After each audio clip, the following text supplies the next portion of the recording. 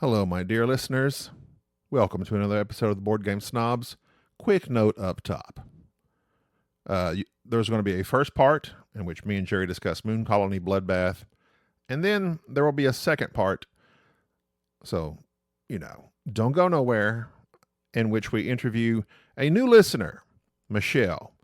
She emailed us. She made some comments on our certain episodes, and then she emailed in about things we were going to do as BGS 2.0 as we try to focus more on gaming, and being more interactive with the listeners. And she's like, yeah, I'd like to come on. So here she is. So stay tuned and listen to new listener Michelle and her thoughts and feelings on games and what she likes playing, and et cetera, et cetera. Also, the one of the primary reasons for this note up top, like a high five, up top. Does anybody say that when they high five? Up top. And they high five somebody? Anyway, the first part of this, where it's just me and Jerry called me and said, hey, I'm coming through town. I said, what if we record real quick about Moon Colony Bloodbath before I, forget everything about it? He's like, okay, set it up real quick. I set it up, and it's going to sound garbled in certain points. It might sound okay to you for the most part, which would be great. Thanks to the editing software I run it through. But then you're going to notice that certain parts is pretty it's like, it gets a little garbled. That's because the mistake was the sound, since I didn't do a sound check. Rookie mistake. First time in a long time. First time ever, I think. Perhaps. Maybe. Anyway. We recorded through the computer microphone, which is terrible, as everybody knows. It wasn't going through the mics as we thought it was. It was going through the computer. So therefore, it sounds pretty terrible. I'm sorry. I made a mistake. Oh, well, pardon me, Mr. Perfect. I guess I forgot that you never ever make a mistake. Welcome to the Board Game Snobs podcast. Critically harsh reviews with a touch of class.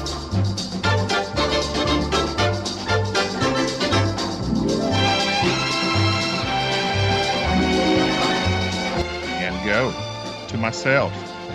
Welcome to the Board Game Snobs podcast. I'm Gabby. Shortly to join me is Jerry. On his way through town, he thought he'd swing by and record a quick sesh. I see. You got a Voodoo Ranger in here? You got me drinking vodka. Well, you can drink Voodoo Ranger. You can I don't know. I'm too deep in. You can drink whatever you Got want. your notebook out. Yeah, because today we're going to discuss Moon Colony Bloodbath. But before that, I'm just laughing at it. Go ahead. okay. No. You can before that. Before that, I have a real issue with can openers. Ooh. Can't openers. Exactly. Okay, I'm with you. Go ahead. I will spend. I'll spend $1,000 No, you won't. if you can give me a can opener that will open a can smoothly for years. Can I ask you a question? Because I have bought cheap can openers, and I say cheap, I mean, I don't know what cheap is. 10, 50. Well, how much is a can opener? A KitchenAid brand, seemingly name brand stuff. Now, granted, I open up to, not cans of whoop. You open a lot of cans. I open up to perhaps 16 cans a day sometimes. Yes, you eat it, Bob. You eat the legumes. You are the bean master. This can opener needs to be sturdy, rugged, have endurance, have a strong consistency to it, and none of them last. None of them last longer than a few months. And eventually, I'll just sit there, and either the opening gets very rough, and it's just like, or just something on it just breaks, and it just spins. The other day, I was in the middle of opening a can, and it just stopped working, just stopped straight up working. I ran down to the just $1. Now, granted, that's not where you want to go, but I didn't want to go to Walmart because I was on my lunch break in a hurry. I bought like a $2 can opener, and it got exactly that. Yeah. It worked literally for 2 days. All right. So let me When you get to a point to your rant, because I want to talk to you about this. Well, I'm pretty much done. I would pay $100 for a quality can opener that lasts me longer than a year. Question: is it one of the manual can openers? Yes. Okay. So, two quick things. One, growing up, my dad gave me a K tool when I was very young. If you don't know what a K tool is, then you Is that the cowboy style? Cowboy style. And carry this on you at all times in any survival situation, because if you ever need to open a can, you're going to need to. There you go. And I, to this day, have a K tool on my kit. I don't know why. I have never used it. I've never needed it.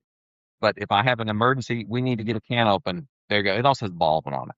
Two things. My son Jack loves making pizza. He makes his own pizza. And in doing so, he opens cans. He suffered the same issue that you had of ineffectual, not affectionate enough can openers, because they don't stay with you.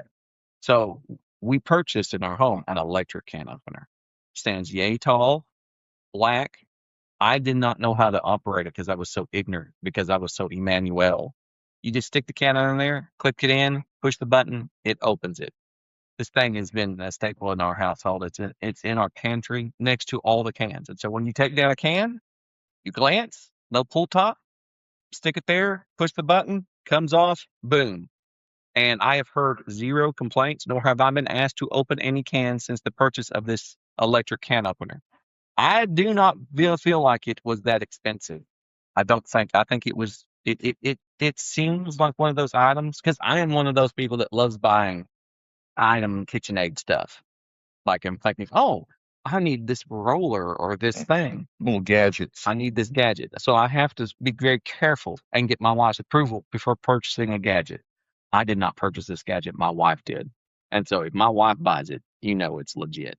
Well, I remember us having when I was a young child, we had electric can opener, and it was whatever that turd colored green was from the 80s and 70s. And you'd stick the can up in there, and it would miraculously hold the can, and you push it, and it just twists it all by itself and pops it off. And then you lift it up, and the magnet kept the can lid, and you just poured out the goods. It went to a commercial or something on your phone. It's an ad. It's like, yeah, it's cheap. They're relatively cheap. This is not the one I have. It's not the $15 Dollar General one, but that's what it looks like. Yeah, I don't see. I went and purchased off of Amazon a $20 manual can opener. $20, and currently it glides like a Cadillac across the top of that can, also slicing it wide open. I'm sure it will. I bought it last month, May of 2026. We'll see. You have any other product recommendations? I can't help but notice that you on your desk here you have Sauvage d'Or, which is like the. It's kind of the cliche. It is. It's cliche. It's like the go-to cologne these days. Although probably not these days. That's probably like 3 to 5 years ago days. Now I don't know what the thing is. And the only reason that's in my zeitgeist is that somebody here recently made like some sort of comment about some product becoming the Sauvage d'Or. And I thought, what in the world is that? I thought it was like something. Is that the new? What was it when we was kids? Odd. Michael Jordan. No, there was another S one. Oh, I wish you hadn't said that. You would have came to me here and just. Everybody had it when I was a kid. Everybody had it. Quick edit point. Drakkar Noir is the one I was trying to think of. Drakkar Noir. Not easy to say. Back to the show. I mean, this was not a cheap bottle. I mean, it's like $80. It's a lot for perfume. It is, but you smell good. Actually, I smelled it on DJ, and I was like, you smell good, DJ. What is that? It does smell good. And he's like, that's Sauvage. I was like, okay. I don't know who it was, but the Hispanic guy that I sat behind at that Dallas Stars game, that hockey game, that dude. Hispanic people generally smell. They have really good smelling colognes. It was busting. My wife. I came very close to asking him. But the issue is your body chemistry changes the smell. It does. And so what smells good on one person? Smell like Chick-fil-A.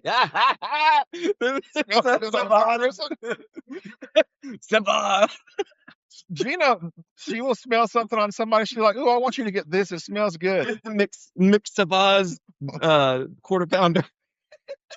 McDior. The McDior. And so I get it and I spray it on me, and she's like, it don't quite smell the same. I do. Oh, well, excuse me. I'm not big on cologne because, one, I can't hardly wear it because I go into old people's homes all the time for business, not like I creep into old people's homes, hospice. Mm-hmm. And I don't want, and sounds weird. This sounds very weird, but as you well know, your olfactory senses are what kind of bring back memories. I do not want my smell to be the thing that brings back the memory of a dead loved one to a family. Like, no matter how good I that smell, makes sense. it's like, and plus, you don't know people are allergic to it Well, I do it specifically for one specific reason. because you sweat. No, I don't actually. I don't stink Trying when I to sweat. extract the ladies. No, that's already done. We've been doing that a lot here on Discord. We got plenty of women listening. We fucked up. Welcome, Michelle, It's in the hush. and hello to Linda. One thing as a fat man I don't want to do is ever be associated with a stink.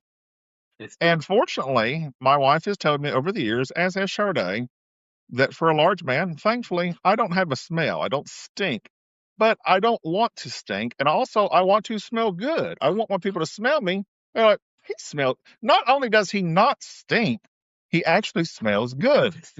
You've been feeding the caricature. Yeah. So I'm trying to, and like Bubba said the other day, like Bubba said in the previous podcast about, buying a high quality shoe that, it looks good. You feel good wearing it. You're putting yourself together. Of course, not when I'm here at the house working. I don't necessarily dress up for myself, but You got the old Carhartt t-shirt on, I see. you should see my shorts I'm wearing. I'm But other than glad that, yeah, That's good. No, well, I look into the electric can I will. because it's been a thing, and it's a staple in my household. Does it open more than one can a day? Oh yeah, but at the same time, I know you'd open a lot of cans, and I would say that I would definitely look into the reviews of like getting. Here's the thing: when you're doing a lot of the thing, certain your common products don't work out. For instance, I wore out my washer and dryer because I do laundry constantly because I can't stand laundry, and Whirlpool dies on you. That's why we've decided no more Whirlpool. Get a Speed Queen. Okay.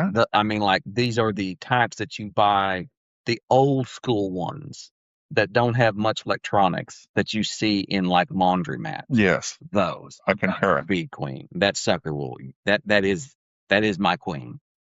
When I used to work in a appliance retail store, and we had that same theory. There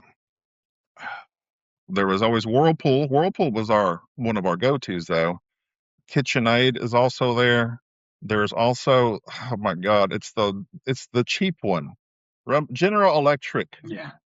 That you don't want that. But nowadays, it's very hard not to get something with an electronics motherboard on it. Yeah. But the simpler you go, the better. Better off stripping down. You don't talk about Bloodbath? While you do that, tell people how to play it while I go get a beer. Edit point here. Sorry.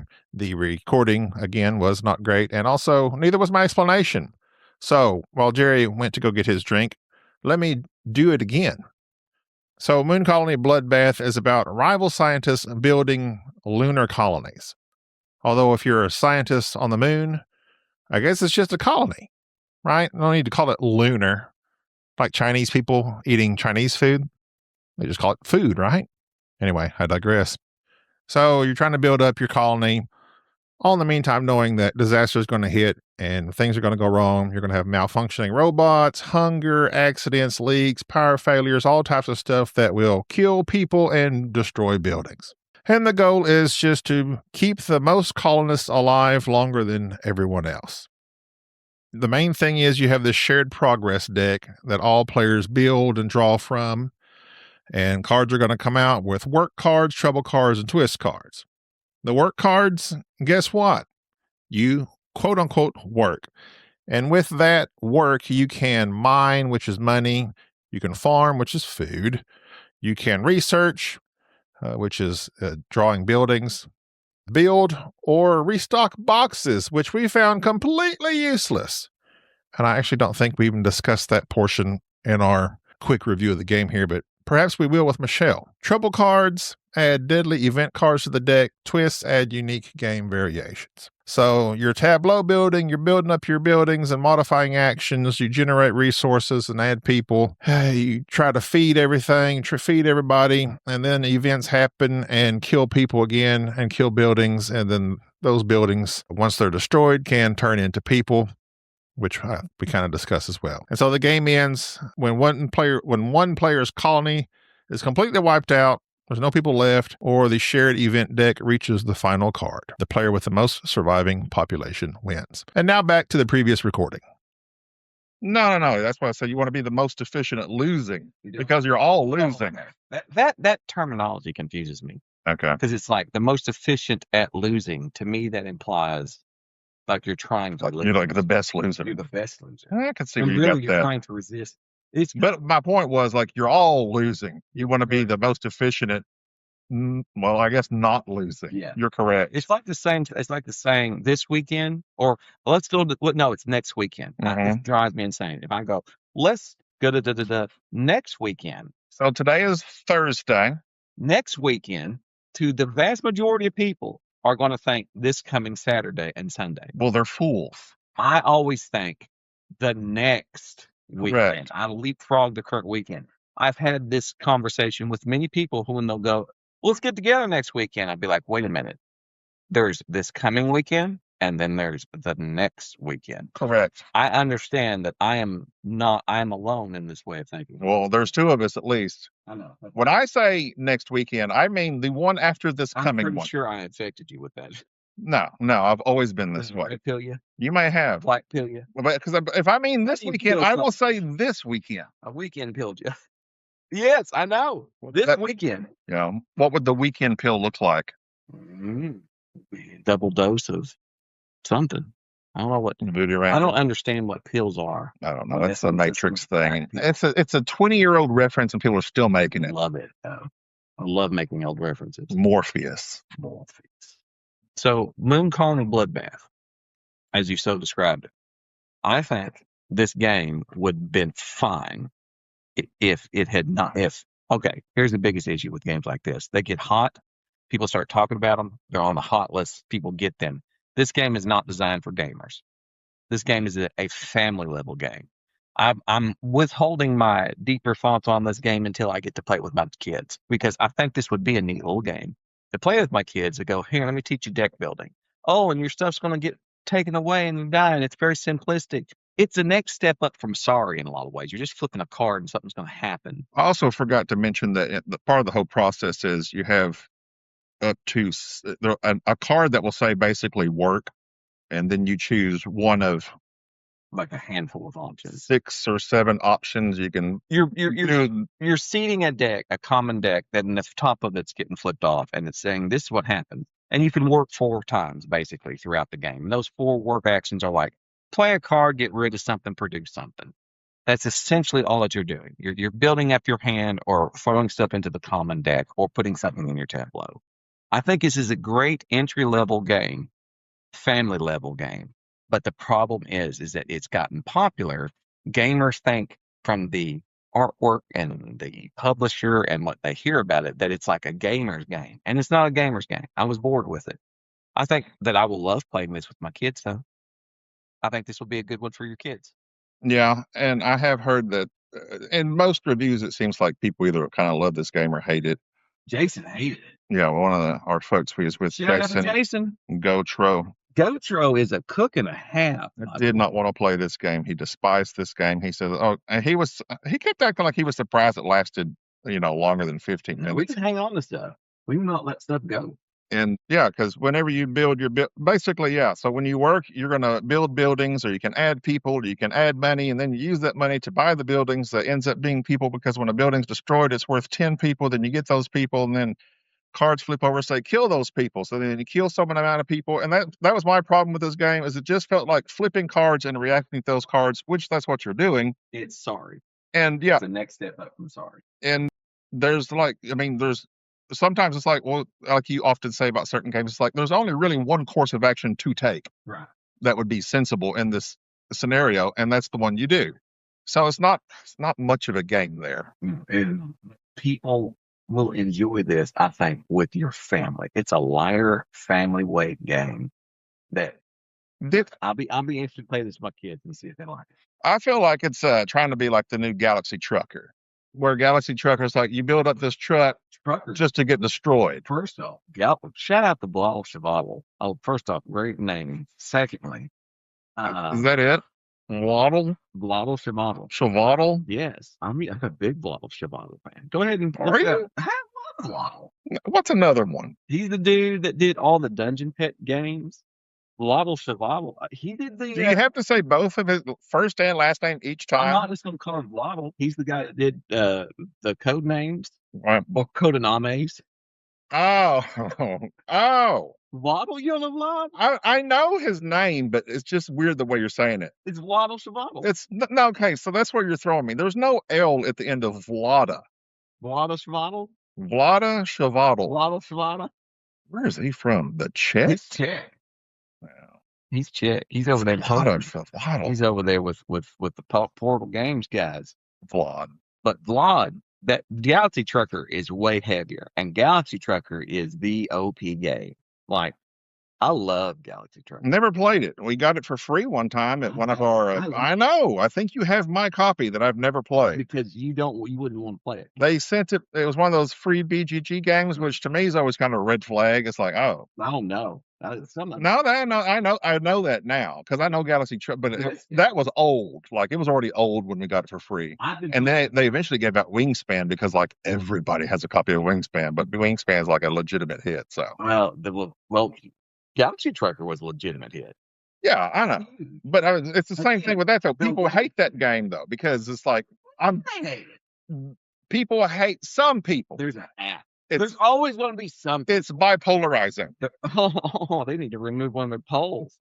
The bipolar gamer. Because one day I hate a game and the next day I think you can. I think you can be a bipolar gamer.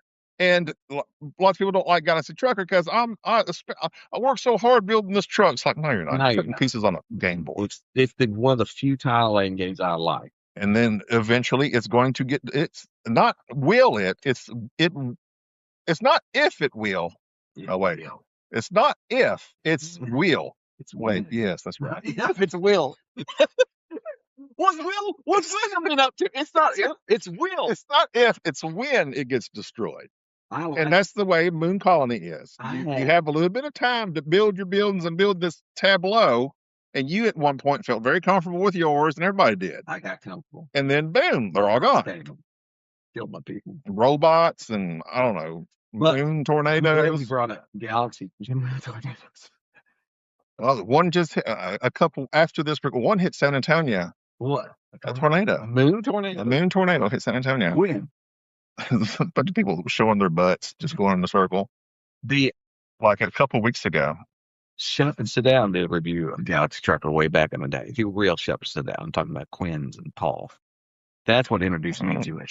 I had the app when it came out, and I played Galaxy Trucker, the app, so much. It's really, really good. You get it on your phone. I've never played it. I've seen it. Loved it. You got to pay for it? I don't know. I had it on my old tablet, but yeah, I loved Galaxy Trucker. And then never picked up a copy because I played the app. Never because I knew nobody would want to play it with me. Played it once with my kids when I got that copy, and they absolutely loved it. Remind me next time we will play a big game of Galaxy Trucker. Okay, it's great. Also, yeah, the art on Moon Colony, bland. I think they were kind of going for like a weird retro look, and they nailed it. Ends up looking terrible. They nailed it. I didn't like it. Everybody looked like everybody looks bipolar. Everybody looks like they're well medicated bipolarisms. It's very uncanny valley look. That weird retro. Have weird looking eyes. Uncanniness to them, like they're mannequins. I like to uncanny the tops off the cans with my uncanny opener. Wait, that's probably your best opener that you've ever done. Moon Colony Bloodbath. Trying to see who does it. It's Rio Grande. Designer Donald X Vaccarino. Is Vaccarino? Who's X? I wonder what X stands for. Vaccarino. Javier. Doesn't say. It just says Donald X. It's Vaccarino. I wonder if he's related to Malcolm. He's done a lot of stuff. Vaccarino did. He did a bunch of card games. What major card games did he do? Dominion. That's right. That's what I was thinking. He's the Dominion He's guy, the- so I guess he knows what he's doing. Kingdom Builder Yeah, another. He does a lot of simple games. and some I've never got to play Kingdom Builder IRL. artist. Here's where your issue's at. Franz Vohwinkel, Isn't Franz the dude that does all the artwork on like Puerto Rico, Beyond the Sun, Raw? No, he didn't do Raw. he did? Maybe he did the original I'm sorry, Raw. that's Clemens Franz who does the artwork on the Marigot. Because they got old what's his face for the guy that's all the rage all the time to do the new Raw, didn't they? Not Marigot. Mayday. What's these M's? Mayfair. Sorry. Man. Ian O'Toole did the new one. Ian O'Toole is. But I don't know why it has, when I look up Franz Vohwinkel, and he has Raw, The Quest for El Dorado, He did the old one. Clank in Space. Ooh. Enrique, the one game Enrique has ever purchased. That's Clank in Space. yeah, and we need to play Clank in Space again. Oh, it's all right. Let's see. Something else I had on here. Do you have something else game-wise you want to discuss? Because that's what we're all about these days on the Board Game Snobs podcast. I think hating on the hotness that is Moon Colony Bloodbath is a not game talk for one day. Okay, let me hate on something else that you disagree with. Oh, Spider Noir. oh! Don't bring up the Noir. First of all, that makes me angry because all I can think of is an Australian saying no. No. Listen, Noir, why? I know why you don't like it, because you started watching it thinking it was going to be a superhero film, and I watched it thinking it was going to be a noir film, and I was actually it was me watching a noir film, which I love, and there being superhero elements in it.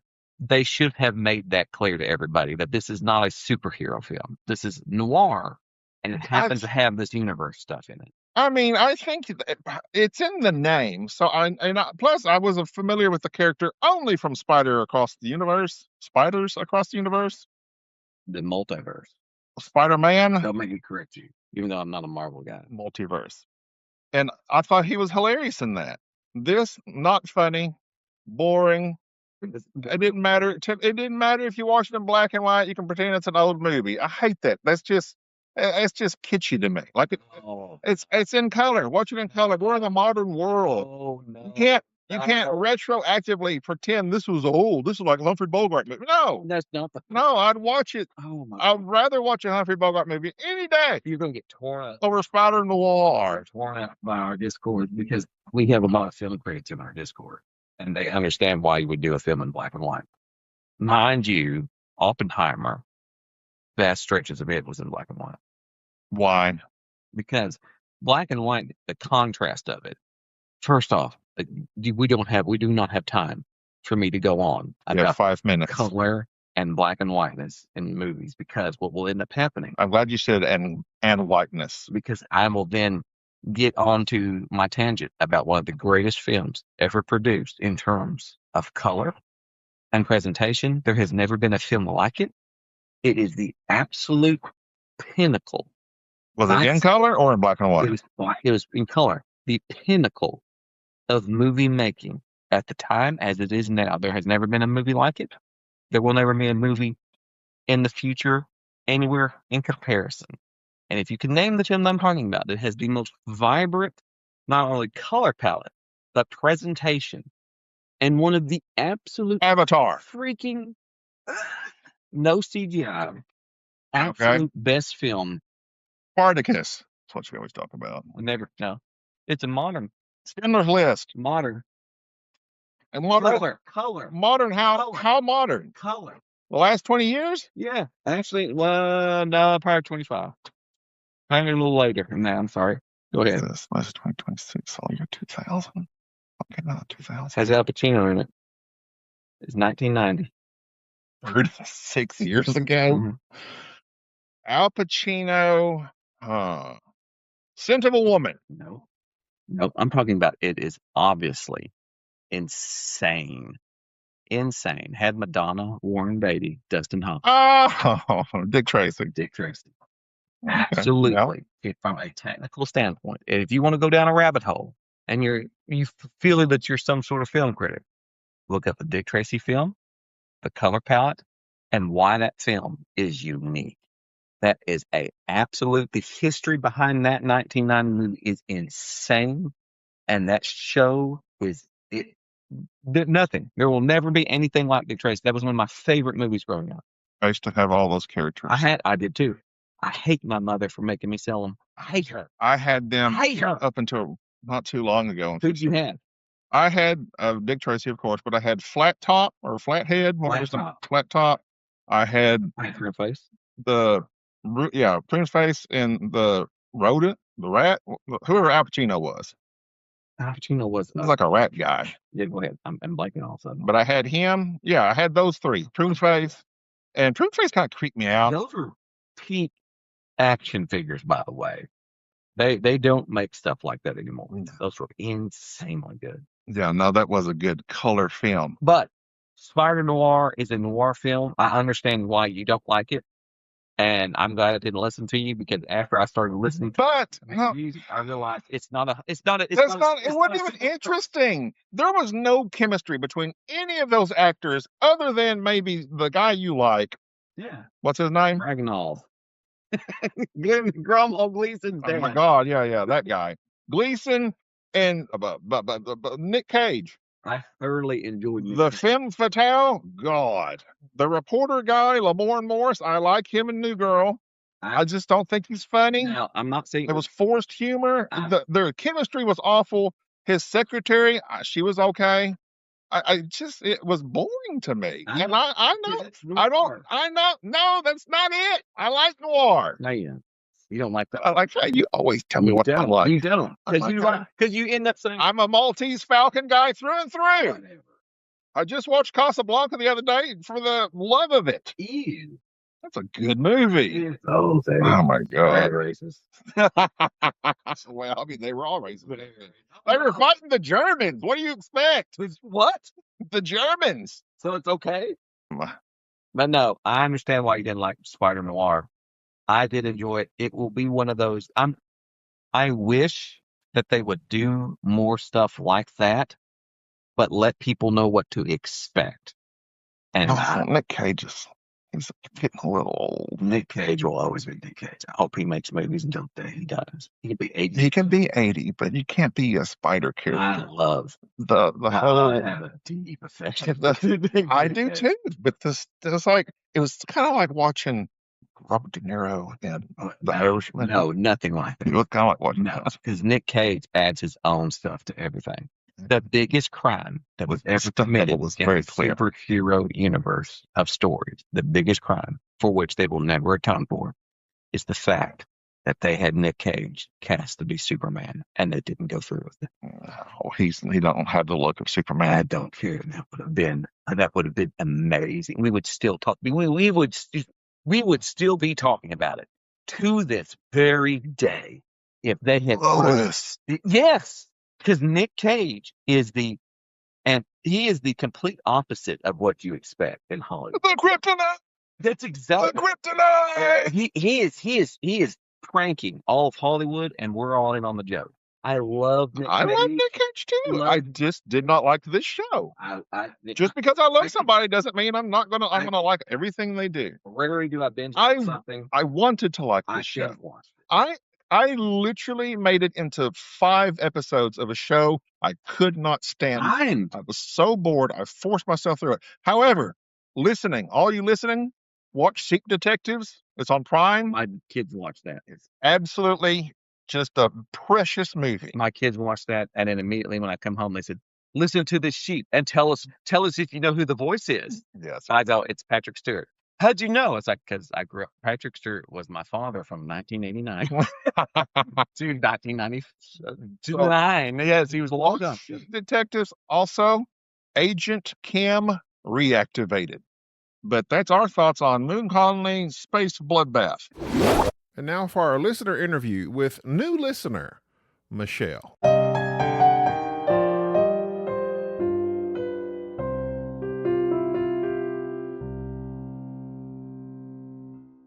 And now we are joined by Michelle and Jerry for the interview Michelle, a new listener portion of the episode. which we may or may not New keep, listener portion. depending on how Michelle turns out. We don't know. She's finding out about us. We're finding out about her. And Michelle, welcome to the program. Thank you so much for having me. I couldn't be more excited. You sound like Chandler from Friends. I couldn't be more excited. Well, I am coming to you from California, so maybe that's a thing. Oh, okay. You did say Pacific Standard Time, so. That's right. But not LA. LA. Well, how were you saying No. it, Jerry? LA. LA. No. LA. What No. part of California? Don't dox yourself, but is it the nice I- part or the... It's the nice part. Exactly. It's Okay, the all right. northern California. That's the part. Looks The like trees. a wine country, That's the way right. she's been drinking this whole time. Yeah, I'm not too far from wine country. That's right. Nice. We have several listeners in LA. We have at Soma in the Discord, Dave Allen in the Discord, others. They're the most prominent ones I can't remember. Forgive me if I can't remember the rest of you. So, Michelle, you messaged us. I'm assuming you're the Michelle that made comments on Spotify. That is me. Mm-hmm. So what I I appreciated. wrote a beautiful comment, by the way, on your. I almost called it a session. I'm a therapist too. I'm sorry I didn't warn you about that. No, that's why she's on here. We have But- so much to talk about. She's ambushing us. Yes, I have thoughts, but I'm not ambushing. I will not offer anything, but I just almost call on your podcast a few episodes back where you had the intervention with Gabi, which was so beautiful. It was so well done. I just couldn't. Thank the you. way Enrique kept saying "I love you" every 30 seconds to a minute. I just like he's getting to the core of it. This is about love. We have some feedback, but we love you. It was beautiful. I couldn't. Well, believe all it. that about 20 minutes prior to that, I told Enrique what we were going to do, and I said, you just need to be very supportive, and you need to fill in the gaps where I cannot, and that gaps is going to be expressing emotions. So anything that you can say that will be touching, and he just went on repeat of just saying, I love you every 30 seconds, and it works. It was a beautiful thing. I mean, families could hire him for difficult conversations just to say that. Sorry, we're talking about you, Gabi. Like you're not here. I'm being quiet and listening. Apparently, that's what I need to do. Yes. That's the feedback I I thought you received. handled it beautifully too. I loved all of your reactions and Thank you. your honesty and even some of your just knee-jerk instinctual, let's just shut it down. That was from the heart. You're like It classic. told me how invested you are in this podcast. Oh, okay, interesting. It's interesting. I ask that you don't go back and listen to like the years 22 and 23. Just avoid those years. Well, I did go back to the beginning. I think I might still be in 2017. Oh, okay. Well, you're good then. It doesn't get hairy until about the years 22 and 23, and there's some pretty hot, intense. Well, that made it sound erotic. I meant there's some pretty heated. What's your thoughts on Freud? I'm now I got to jump. Now you're making me jump to 22. I was intending to follow, but now I'm like, what is he talking about? I got to go listen to 2022 and 2023. We had some pretty good. I had a tumor that was causing me a great deal of distress. So anything in those years, there's a big asterisk. I didn't mean it. And you always say that, and I always like to say, well, it wasn't just you. I was a overly sensitive person at the time. At the time. I don't really like overly sensitive. I mean, I know you guys were just talking about being sensitive in the last episode, and sensitivity is a good thing. So overly sensitive kind of implies that it's not. But I'm going to stop there. I don't want to go on a. She can't help it. She can't help herself. She can't help herself. So, did you just stumble upon the podcast for a particular reason? I did. Search or I don't what? know how I stumbled upon it. I started listening to board game podcasts, gosh, maybe about 6 months ago because I couldn't get people in my personal life to talk to me about board games as much as I wanted to talk about board games.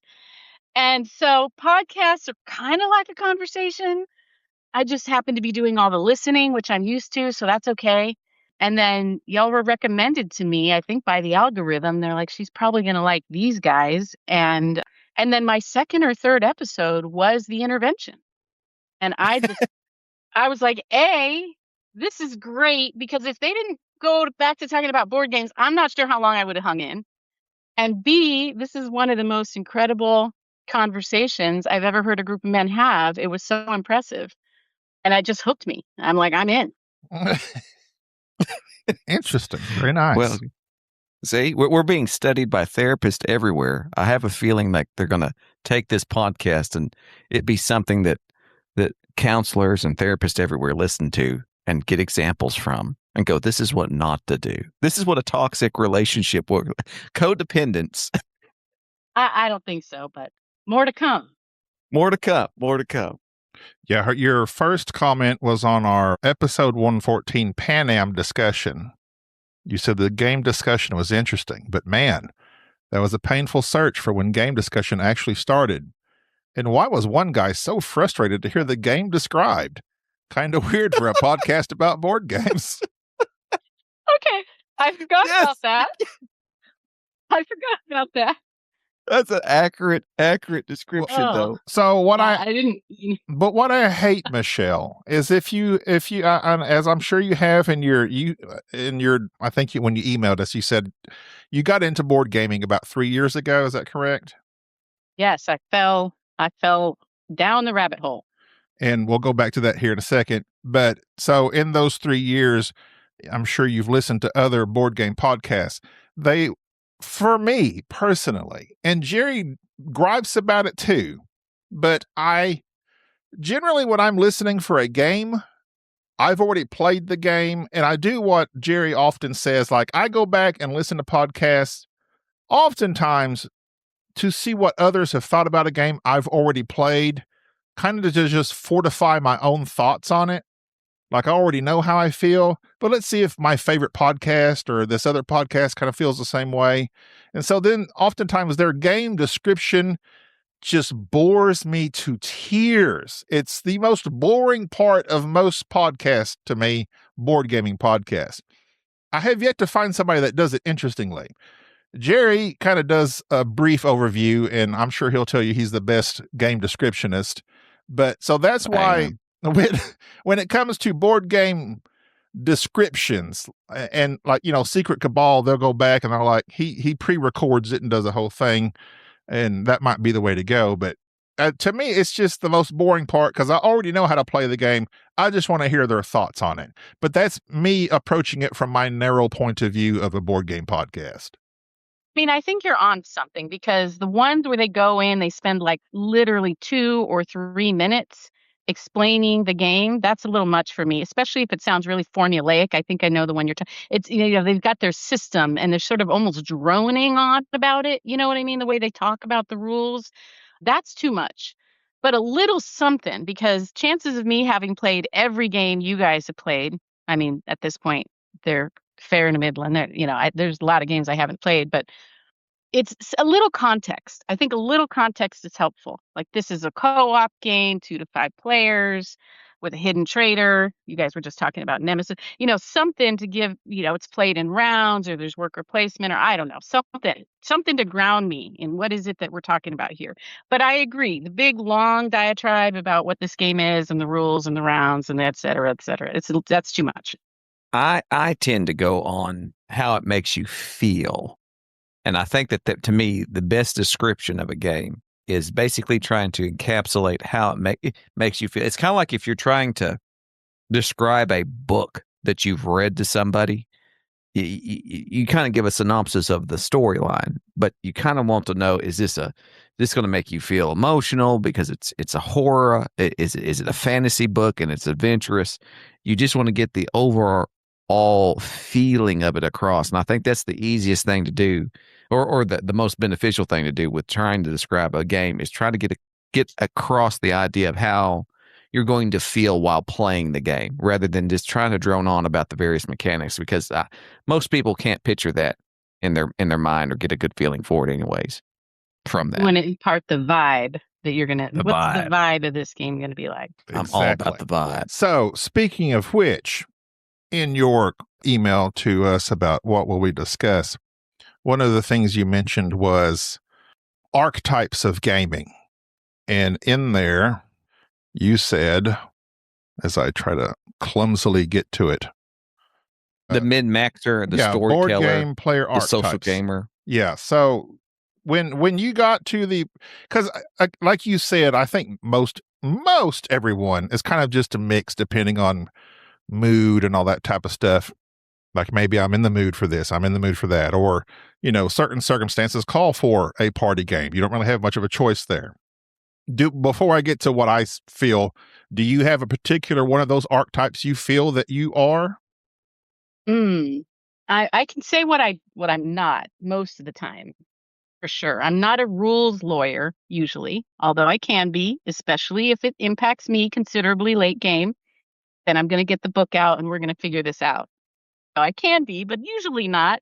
I'm not a social gamer. I am not just here to connect. I'm here to play a game. I like the social part of it, no doubt. I mean, I want to play games with other people, but people who are chit-chatting and not taking their turn excessively, I can start to get really frustrated. I'm a bit of a collector. I'm not a min-maxer. Me neither. Mm-mm. Me neither. I am not. Jerry is. I am not. 100% Jerry is. Jerry's probably a better board game everything. player than I am. Oh yeah, Jerry has the brain capacity to like look at the game, see exactly what does this, what does that, what will maximize, or what will minimize. He has that ability, as does Bubba. I do not have that ability. Therefore, I am what you would say, and I've never seen this before. Like I didn't ever even thought about all these things, but I'm the vibes guy. I do what feels right, good or bad, and it can often lead to chaos. I just that's what I told. I was talking to somebody. I was like, I look at the board. I know what I can do. I know what I want to do, and after losing so many games, you'd think I'd get tired of losing and think, here's what I need to do. I need to slow down, approach the game from a very strategic point, and say, if I do this, and oftentimes, I don't do it no more because I'm not as invested heavily. But are you familiar with Rado? Yes. So Rado, in watching his videos, he will step by step go through, if I do this, it will lead to this, this, and this. But if I do that, it will do this, that, and that. I wish I would do that on my turns. But I'm I think there's no other word to say it other than impatient, which is I'm ready to move the game along. And therefore, I'm ready. When it gets back to me, I know what I'm going to do, even to my detriment or success, because I'm tired of waiting, and boom, I'm done. Whereas I think underneath the impatience is the investment. The investment is driving the impatience, because if you were more invested, that's what would generate the patience. I'm sure there's something in your life where you're more invested and you can show up with some patience. It could just be that you're impatient everywhere. I do exhibit impatient qualities in other aspects of my life, but probably look at her, Jerry. She's trying to therapize me. No, I knew you were impatient, but I don't view it in the prerogative. Derogative. I think that that's just fine. But when like Enrique, it never fails. He's got 30 minutes to think of his turn before it gets back around to him. And every time it gets back around to him, Enrique, it's your turn. Oh, well, let me now start looking at all the things available to me. And it drives me insane. That's maddening. That would be maddening to anyone. Okay, if this is a game where the board game is constantly changing, right? But even in a game like that, like it's at Castles of Burgundy, right? People are picking up things and you can maybe have your plan, but it could change. But you should have like plan A, plan B, yes, maybe even plan C, an idea. Yes. But when it comes to your turn and you've done no thought, it's as if they've just been sitting there in a blank state for 3 turns. You know what it reminds me of? This is another thing that gets me crazy.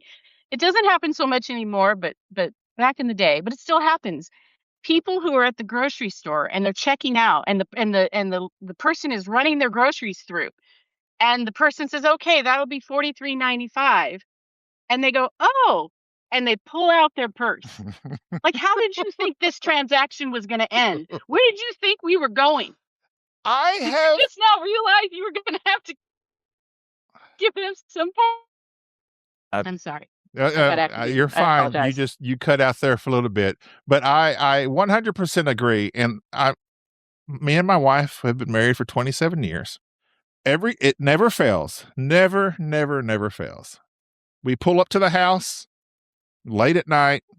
We have groceries or whatever, and I'm picking up the groceries and she just walks up to the door. And I'm like, do you have your keys ready? Oh, let me start looking for the keys. When we're standing at the door, there's mosquitoes and bugs attacking us. Who knows what's on the street? It's like the thought of looking for her keys just occurred to her. And this is all the same phenomena. It is. It is. Trait. What are these people doing? I have told her, I was like, babe, as soon as we pull up to the house, grab your keys, have them ready to go. That's feedback you get in a 27-year-long relationship right there. Let me give you a tip. But that's that's the well, I had another thing I was going, but I think that just comes from people being not distracted, but not being present in the moment and thinking about other things. Because some people are just, you're not in the moment of what you're doing. Your mind is elsewhere. Because I've done the same exact thing. Typically, it's always in a drive-through because I'm on the phone talking to somebody, or I'm listening to a podcast, or I'm having an argument in my head about something. And then I drive through Taco Bell and they're like, this is $1.57 because you just ordered that one goofy burrito. And then I look at them wildly like, oh, I'm supposed to pay for this? And I have literally gave them my credit card, been so embarrassed because I had to dig for it, them giving my credit card back and drive away without my food. Because it's just been like, I blanked on what I was doing and have to go back around. So yeah, I think a lot of it is just people being not present in the moment and not thinking about what they're doing. Well, I know that's You're probably right. You're probably right. I think a part of it is my paranoia. Like every time we pull up to my house, we live on a busy street. So like every person that walks by, I just assume is there to kill me, especially at night. So when we get out of the car, Yes, if you're going to pick a victim, it would be the 350-pound, 6'2" Chilean. I live a life of paranoia, Michelle, and wherever we go, I assume everyone's out to kill me. And so then whenever we get out of the car at night, I'm like, have your keys ready. We got to get in the house as fast as possible. And I'm like trying to get in the house. And if there's like somebody just happens to be walking by, I just assume I'm fixing to die. And my wife is the complete opposite. Like she will leave the house unlocked. She has no worry. She grew up in a total different mindset. So for her, it's completely unnecessary to be that prepared. We went to your house is next to a church and a Chick-fil-A. I know. It's not a bad neighborhood. You don't live in a ghetto. We took a cruise in May. We docked in Cozumel and we got off the boat with thousands of other people. Right off the pier there in Cozumel, we were on the Royal Caribbean, and like just right off the pier, we chose it specifically for that. It's by all the restaurants in a very populated spot. There's a little swim spot that's nice and clean, and you can get in the ocean in view of everything. You're not isolated. So my wife, she goes down to the pier, and she's like, we can set our stuff over here. I'm like, nope, we can't watch it from there. Well, we can set our stuff over here. I was like, nope, we can't watch it from there. She's like, she gets down in the water, she finds some rocks, she crawls up on the rocks, and she goes, throw me your stuff over here. So it's some stuff away from everyone else. We get our stuff over there. As soon as we do, some young men from what country, I do not know, and I'm not going to, stereotype or nothing, but they were not. Just do their accent. Just to give us the vibe, just so we get a sense of what it was like. And I didn't hear them speaking, so I can't do that. But I made a quick judgment call. But we set our clothes over there and all our valuables. And as no sooner did we set our stuff over there than some young men get out of the water that, all these other tourists are in. And they're just talking and laughing and stuff over there by our stuff. I can't enjoy myself in the water because I'm just staring at them. I'm glaring at them saying, why are all of a sudden are y'all over? Because I've seen too many documentaries, too many YouTube channels, like everyone rips you off. Everyone's there to steal and kill you and all this stuff. So I'm super focused on them. And my wife is like, They're tourists, just like you. They're just just relax. I could not do it. I just knew they were there to steal my, I don't know why I live a life of such paranoia, but I do. And they were perfectly fine. They were YouTubing themselves. They're probably popular YouTubers or something. They had the camera out and were laughing, but they just did it as soon as we set our valuables over there. And coincidentally, they got out by the same water. And that's just the way I live my life. And it's not fun. I wish I wasn't like this. Michelle's gonna charge you for this session. I have thought. Yeah. But anyway, so what got you into gaming, Michelle? What's that? I said, what got you into gaming, Michelle? Okay, what got me into gaming? I think it was coming out of what was that? The pandemic? No. Yes. I was like, wait, that's a board game. Coming out of the pandemic, I started to feel like I wasn't just interacting with people enough.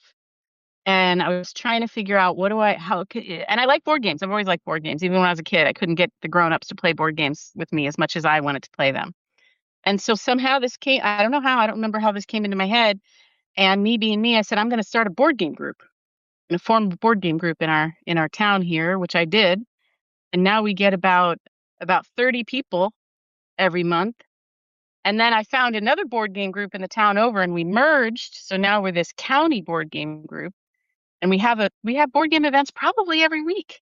And I have people over to play board games. Thank you. Thank you very much. So it was a desire to connect more, but I love how board games give you a structure and we can talk, but we also got this other interesting thing going on. Especially with somewhat strangers. Right. Yeah. Do you find... Although I'll admit, when the first time I started playing with people, I actually tried to do more talking than I think many board gamers want to do. The game ended and I was like, so, tell me about yourselves. And we did talk, but I sensed like something. And then I came to understand, the culture does not include this like after game, get to know each other kind of thing. Or maybe it was just me. I don't know. But I don't do that anymore. No after game analysis. So do you find when you try to, if you have like a regular, not game group, but friend group, do you find that you try to introduce games to that friend group and they don't want involved? Well, those are different friends. I've got the friends who don't really want to be involved. I'm bringing them along extremely slowly. I mean, we've played Hitster, maybe a little Just One, but these other people, they came into my life because they also like board games. So I don't usually have that problem. Isn't that odd when you have people that you're trying to proselytize to, that you're trying to bring into the board gaming, that you know kind of how to do it? You're very careful. You don't want to just throw them into it. It feels so. It is. I had this experience this last weekend where I had somebody over, and I was like, "Hey, do you want to come? You want to come to my office?" And we're at my house, and he's like, "I've never been into your office." And he walks into my office and sees all of my Kalex shelves, and he's like, "Is he scared? Did he get scared?" He stood there for a moment and says, "So what is this?" And it felt kind of weird in a way. I was like, "Come back here. I want to show you something." And like, "Come back to my red room," and open this door, and they just stand there. And I said, and very oddly, I said, "Pick one. Pick whichever one you want." And he picked one off. I was like, "Let's play it." He said, "Not." And then, really? What did he pick? Yes, Dinogenics. Okay. Dinogenics, which is it's an old Kickstarter game. It was like one of the first games we ever reviewed. It's basically Jurassic Park without the IP. You're making dinosaurs and trying to keep them housed and hope they don't break out. He played that, and immediately as we're playing, I'm sitting here going, he likes Star Trek. He likes space games. And I'm like, "Do you see anything else in here you'd like to play?" He's like, "Oh, I want to play. What about this?" I was like, "Well, next time you come over, we'll do this." And it's this feeling of, it's eerie. It's because you know that there is a step to it. You can't just go, "Here's this hard game we're going to play that's going to take 8 hours," and it's baby steps. I feel like it's almost like you're recruiting for a cult. It's like you just know. Much is. It very, the first, I forgot until you just said this. before I started my own group, I found another group in the other direction, the other town over, went to that, did the thing that you do in a group. There's some quick games, and then now we're going to break into our real games that we're going to play.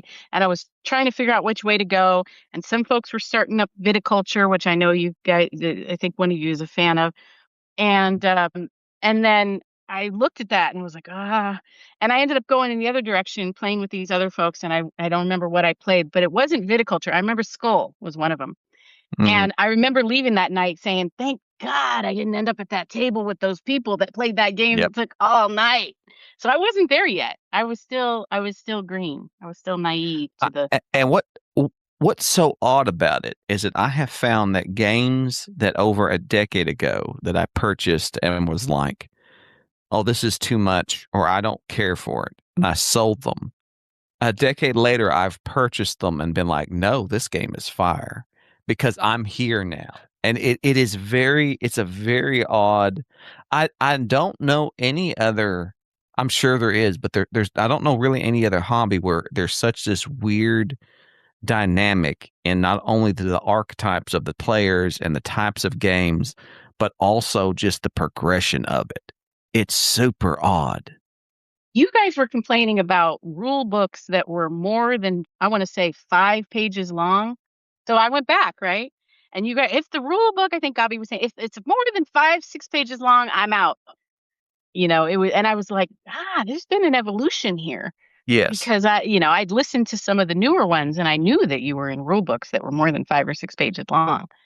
So it is a progressive thing, and I got into board gaming because of my father was big into card games and board games. And then when he passed away, that's kind of what brought me back into it. And I started off as a solo gamer, just sitting around playing these solo war games. And the thing that broke me was that when I kind of branched out and got other people to begin playing games with, I realized I can't explain anything to anybody. If the game's rule book is more than 4 or 5 pages long, I don't have the patience to do it. Then the Game of Thrones came out, and it's a 40-page rule book with an appendix, and I sat down and taught 7 people and like, listen, I have this hour-long presentation I need to give, and you did read the material I sent to you, and did you watch the video? And let me just give me 45 minutes, and we'll go over this, and then we're going to play this for 8 hours. And when I pulled that off, it was like I got hooked on that. And now every rule book is, oh, that's fine. I can read that in my off days. And don't worry about it. I'll teach it. And there's something about that. And I don't know how that progresses. And some people don't progress very fast with that, or they don't go past their certain comfort point, because there's some people that just, they're party gamers. We are missing an archetype. We need the teacher. The teacher. The teacher. I think that I love teaching games, even though I'm average at best at it, but I think it's for selfish reasons. God forbid you ask a follow-up question or something that you accidentally, forgot to listen to. To me, when I teach a game, there is nothing more gratifying to me when people play it. I always lose every game I teach the first time. If I'm teaching a game to a group, I'm going to lose it because I'm more invested in pointing out what you're doing and trying to make sure you're doing it right, that I'm not paying attention to anything that I'm doing. And if I explain a game and everybody plays it and they've had a great time and they got all the rules, I'm fine. If somebody goes, well, what about this? It's almost like a chef. Like they make a meal and then someone goes, well, you could have added this. Why didn't you put some lemon zest in it? I just want to freak out. I know that, and it's not, that shouldn't be the case, but I literally, every big game that I teach, I have to think ahead of time. This is complicated. People are going to forget this. This is fine. They can ask questions and talk myself off the ledge from lashing out at somebody when they go, when I tell them this is how you do this thing, and then they immediately forget it. I haven't experienced that a whole lot. Mm-hmm. When you throw out, because you don't pay attention. 50 ingredients at once and I forget an ingredient, I'm sorry. Okay, so anyway. Accept your apology. It's fine. I think it's fine to forget it. It's when somebody blames you for not telling them. I never blame Jerry. If they want to accuse That's you. true. You know, maybe they've been collecting all blue bits, and they're going to score huge on blue bits. But blue bits don't And then the score. game is wrapping up, and it turns out you score your second most populous item of bits. I don't know if that's the right Yeah, use. no, that's a good one. Populous, but you get what I'm saying. I'm writing And this all down. And they want to blame. Why didn't you tell me? That's a Reiner emphasize Knizia that. rule right there. The second most. We have Uh, a friend that does that on every game. Bubba? That I have to literally think about it every time we play with him. That if he loses, as we're putting the game away, he'll go, "Well, I didn't know that this," and it caused that. I have to think ahead, not to lash out about that, because it's like a thing, and that gets me. So, did you say what game? What was your first game? Like your gateway? I don't remember what you talking about when I went to that game night. Yeah, like whatever the games you played, or one of the first games. The Skull. One of them was Skull. Oh yeah, that's a good game. See, Jerry apparently heard it and I didn't. Favorite drinking game. The Skull is an amazing game. It's an amazing. Originally was game. a drinking game. Was it? It's a head trip, that's for sure. Well, I mean, it's It was made played on on coasters. So Yeah, it makes therefore, sense. just set your beer down on the coaster and make a bet on it. Is what I say. One So of you Michelle- guys was describing it as the I know that you know that I know that you know. Exactly. But you don't really know. Michelle, we need to know your favorite game, or actually your top 5 if you have that ready. Let's do that. Well, if you I could pulled list something. up my pub meeple that I did. Now, granted, I did this a while ago because it takes a little bit of time to do your whole collection. So I did this maybe 6 months ago. My top 5. I'll start with number 5. Number 5, Codenames. Oh my goodness. When this game first came out, I was a big fan of Vlado Chvátil and Portal games and Czech games and all that mess. So any games that came from that region I had. And people, The this was region one of of the few games that Czechoslovakia. the Czechoslovakians. Yes, I'm Czech really games. into Czech games. That region And of I'm half Czech, by the way. Eastern- So I got like Eastern Europe. I'm really into. I've been to Czech. It's I nice. I didn't love mean to go there. I Eastern went there by European accident. games. I fell in. I crossed the river that from Poland to there and didn't realize that I had invaded their country. Anyways, that was one of the few games I took to my office as like a team building exercise, and everybody always heard me. 99? Everybody always saw me reading rule books of weird games that had like German type names or something like that, like. What was it? Hansa Teutonica or whatever. It's the one I was thinking. Oh my god. Yes, Hansa Teutonica. And so one of my coworkers came in and looked at that game and could not process that this was an English name. And she says, "Oh, what's this? Codenames?" And to this day, that game is not Codenames to me. It's Codenames. And we played that at lunch at work, I think every day for quite some time. I love that game. It deserves all the praise that it gets. It's brilliant. So that's number 5. Number 4, closely related but slightly different. I'm having a reaction now to seeing my top 5 from a little while ago. I got to do this again. But Decrypto. Y'all know Decrypto? Mhm. We played Yes, we had Decrypto many moons ago. many moons ago, and I ruined that game for Gabi and for our friends. That was my fault. Gabi busted it out and taught it. And I was tired and or drinking and couldn't understand quite what I was doing, and I ruined that game.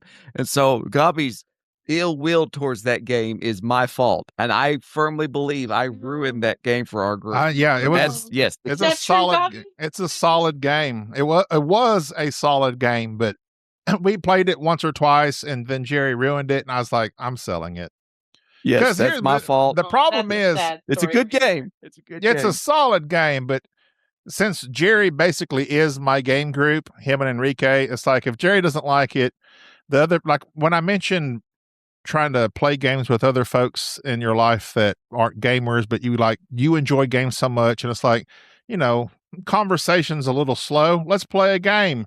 Decrypto's definitely not. That No. one's too complicated for my friend group. It's way too thinky. It's even Codenames is, I've got one friend, oh gosh, she might listen to this, but I've told her actually, she cannot do the subtle communication. Mhm. The word could be grass, and you could be like, okay, we want them to guess grass, but we've got to be subtle about it. Her clue is going to be like green or blade or just something. She can't do it. So and that's okay. That's Hey, fine. the way a game that is, and this is tangential to this, but it's a game. Give me a second. Oh my goodness, why am I blanking on it? I know it's a game. What's it called? It's the game with all the weird. It's got all the weird pictures. I'm looking at my shelf, and my kids love it. Everybody loves it. No, hang on a second. Why can't I see it? Dixit. Dixit. I'm sorry, Dixit. Dixit is, me and my wife are awesome at Dixit because you have to think on that, see the picture and say a word that describes that. Yeah, that's a great game. I tried. Do you guys also like Mysterium? Well, is that the one that's more like Hong Kong Blackout? Isn't Mysterium related to Hong Kong? Not Hong Kong Blackout. Murder in Hong Kong. I thought Mysterium like had the similar. That's the ghost one, and Murder in Hong Kong is the big party game, and they like it was like a spiritual successor. I always heard, but I played that Deception. Murder in Hong Kong. Yeah, is a great game that's very similar along that lines because you have somebody who's a murderer. Everybody's got like these clue-based objects, and you have one person who can't talk trying to give clues, but the game is perfect because they don't have to think up the words. They're given cards, and they just has a list of words, and they have to pick the best out of them. So it helps those players that are handicapped by trying to think of a word that way. Anyways, what's your number 3? Number 3, Castles of Burgundy. Oh my goodness, that's a good one. Special edition. So the first time I played Castles of Burgundy, it was the special edition, and then within a couple of weeks of that, I was at a different place, and somebody said, "Oh, you want to play Castles of Burgundy?" I said, "Absolutely." They get out the box, and it was the regular edition, and that was when I found out. I would have thought, I don't care about whether we're using a little bit to represent a castle. It doesn't make any difference to me. I don't care if it's a little ugly cardboard drawing versus a beautiful mini. I don't care. I found out I do care. Really impacted my feeling of the game. And I found out we were playing it wrong, the person who taught it to me. We just weren't doing the turn order correctly. You know, the turn order in Castle of Burgundy, I redo all the little castles. Anyway, that's my number 3. I love that game. I don't play it enough. Castles of Burgundy Lame Edition is what you call that version. Have you played the card game?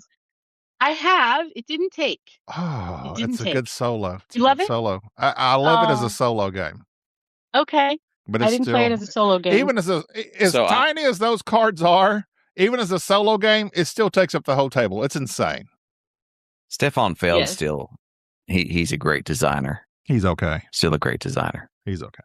Well, my number 2 is Civolution. Have not played that one.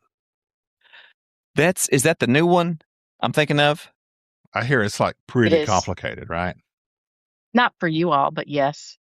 Yes, it's pretty complicated. There's something like 27 or 28 actions you can take on your turn, but you need dice, of course. You need dice. So you roll. I don't want to get into rules explanation now, but you roll your 5 or 6 or 7 dice, and then those are you're going to use those to determine which actions you can take. But there's all kinds of mitigating things. You can get things to adjust the dice, et cetera, just like Castles of Burgundy. And when I did this, I suspect Civolution was sort of new into my life, and I was very excited about it. So that I still really love it. Now I want to play it. It's been a minute. To look it up. For some reason, it's the. When was Civolution? When was it released? It's in the last couple of years. In the last year, last year or two. You are in Civolution. No break. You are a student creating I'm going to get this all wrong. It's something like you're creating a people or something. You're designing. You're God. Yes, that's right. That's exactly it. You're God. And you've got to pick all the different traits or something that to create the most ideal race or something. Jerry would like that, wouldn't you, Jerry? Thank you. Also, Thank you very much. I'm not talking about like your leanings or nothing. What? I have all my hyper autistic race of superheroes. Yeah. Thank you. It is Stefan Feld. Yeah. Oh, where's Yes, he it from? is. Stefan Feld? Question. Yeah. He's Stefan. I think he's Stefan. French. I was gonna say Hang on a like second. I was gonna say, what is those countries? The three of them, they're all together. Is like Finland and the other Netherlands. two. That's right, the Sweden. Netherlands. I was thinking. I don't know where I got that from. That might be right. The name Stefan just makes me think of that. He lives in Germany. Oh, Germany, of That means shocker. course. anything. Of course. Creating the superior race, I see, Dumb. You Stefan. guys. He was born in Germany. Say, I don't know that I should play that game. I wouldn't exist. Thank you, Gabi. Whoa. Thank you very much. Michelle's now uncomfortable. Neither would I. I'm sorry, Michelle. So, I said it was half. I'm half Czech, but I'm half Nicaraguan, right? So oh, okay. You're I'm a- half Czech. I didn't hear that part. it was when we were talking about Codenames. I forgot how to. Okay. Codenames. There you go. Codenames. Codenames. And that was I your love number it. 2? That was my number 2. Can you guess my number 1? I feel like you could get that. I feel like you could. If you keep going, Stefan Feld. You're. No, I'll give you a hint. It's not Stefan Okay. Feld. But there is. Okay, you're gonna cut this out if you need to. But there is a racist element. Is it Endeavor? It better not be Catan. There's a connection. It's not Catan. Thank God. I don't know. Catan didn't take for me either. It's not Endeavor? So the civilization games and the German side of it, it's making me think it's going to be like Agricola or something like that. No? No. Secret I've never Hitler? played Agricola. I do like Caverna. I'll tell you. I'll end this torture. It is Terraforming Mars. Oh my goodness. I almost said it better not. The Terraforming Mars. I fixed it. And if you play it the way that I have got it fixed, it's a great game. And all that you have to do is take the cards and sort them a certain way and in like 3 different stacks. So, you know, this level of card is here, this level of card is there, and so forth. Because the most annoying thing about Terraforming Mars is that you'll get cards that you either have to hold on to forever to use and you might not use them, or you just have to sell it. That's the most frustrating thing. And what got me about it is that Underwater Cities kind of corrects all the little flaws with Terraforming Mars. Have you played But that? I have played Terraforming Mars is probably one of my most played games digitally. I have played a lot of the digital version of it because there is something. The thing that people love about Terraforming Mars is that gameplay loop that's there. That I have cards. Oh, it doesn't seem like we're going to do this. Oh, it's not getting any better. Oh, it's not getting any better. And all of a sudden, it just runs up this track and you go, aha. I have played Terraforming Mars, the solo part of it, so much. And it's obsessive, but I just cannot stand playing that game with people. Solo it all day long. Can't play it with people. Have you played Underwater Cities, Michelle? I have not. Oh, okay. I've seen it, but I have not played it. So that's interesting that it's you see it as an improvement on Terraforming Mars. We suggest There's also a sentimental part of Terraforming Mars, though. Okay. Yeah. Definitely that's part of it. But I haven't delved too much into it, but I've seen some chatter about the designers and some of their political beliefs. But I kind of don't want to know. I'm kind Of which game? and that's what I was don't- alluding to. Don't talk about. I mean, for instance, I have several. I think it's IO or Ion games. It's from the creator who did. Is it High Frontier? It's the space game. It was the company that's owned by this guy who was a legit rocket scientist, and I believe at some point in time, I think Cole Wehrle even worked with him. And back in the day when we first started the podcast, I had sent him an email about some of his games that I wanted to play. And he actually sent me a couple. I believe it was Greenland and PAX Transhumanity. He did a lot of PAX games. They are small box games that are incredibly complicated.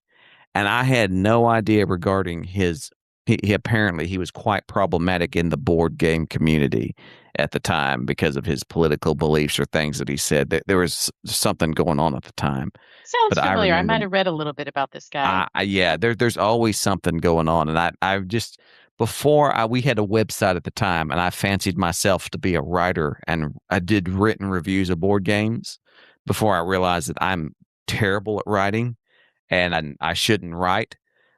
Yeah, until I had another reviewer pointed that out to me and be like, I don't know if this is this is not the time to be reviewing this guy's games. And I'm like, why not? It's like, don't do that. It's hard to keep up on all the news on everybody that's offending everybody that have terrible viewpoints, because it really is hard to keep up.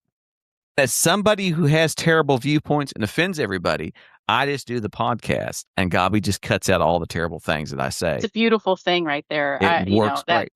I could. This is why I love editing him. has saved many a career, is all I'm going to say.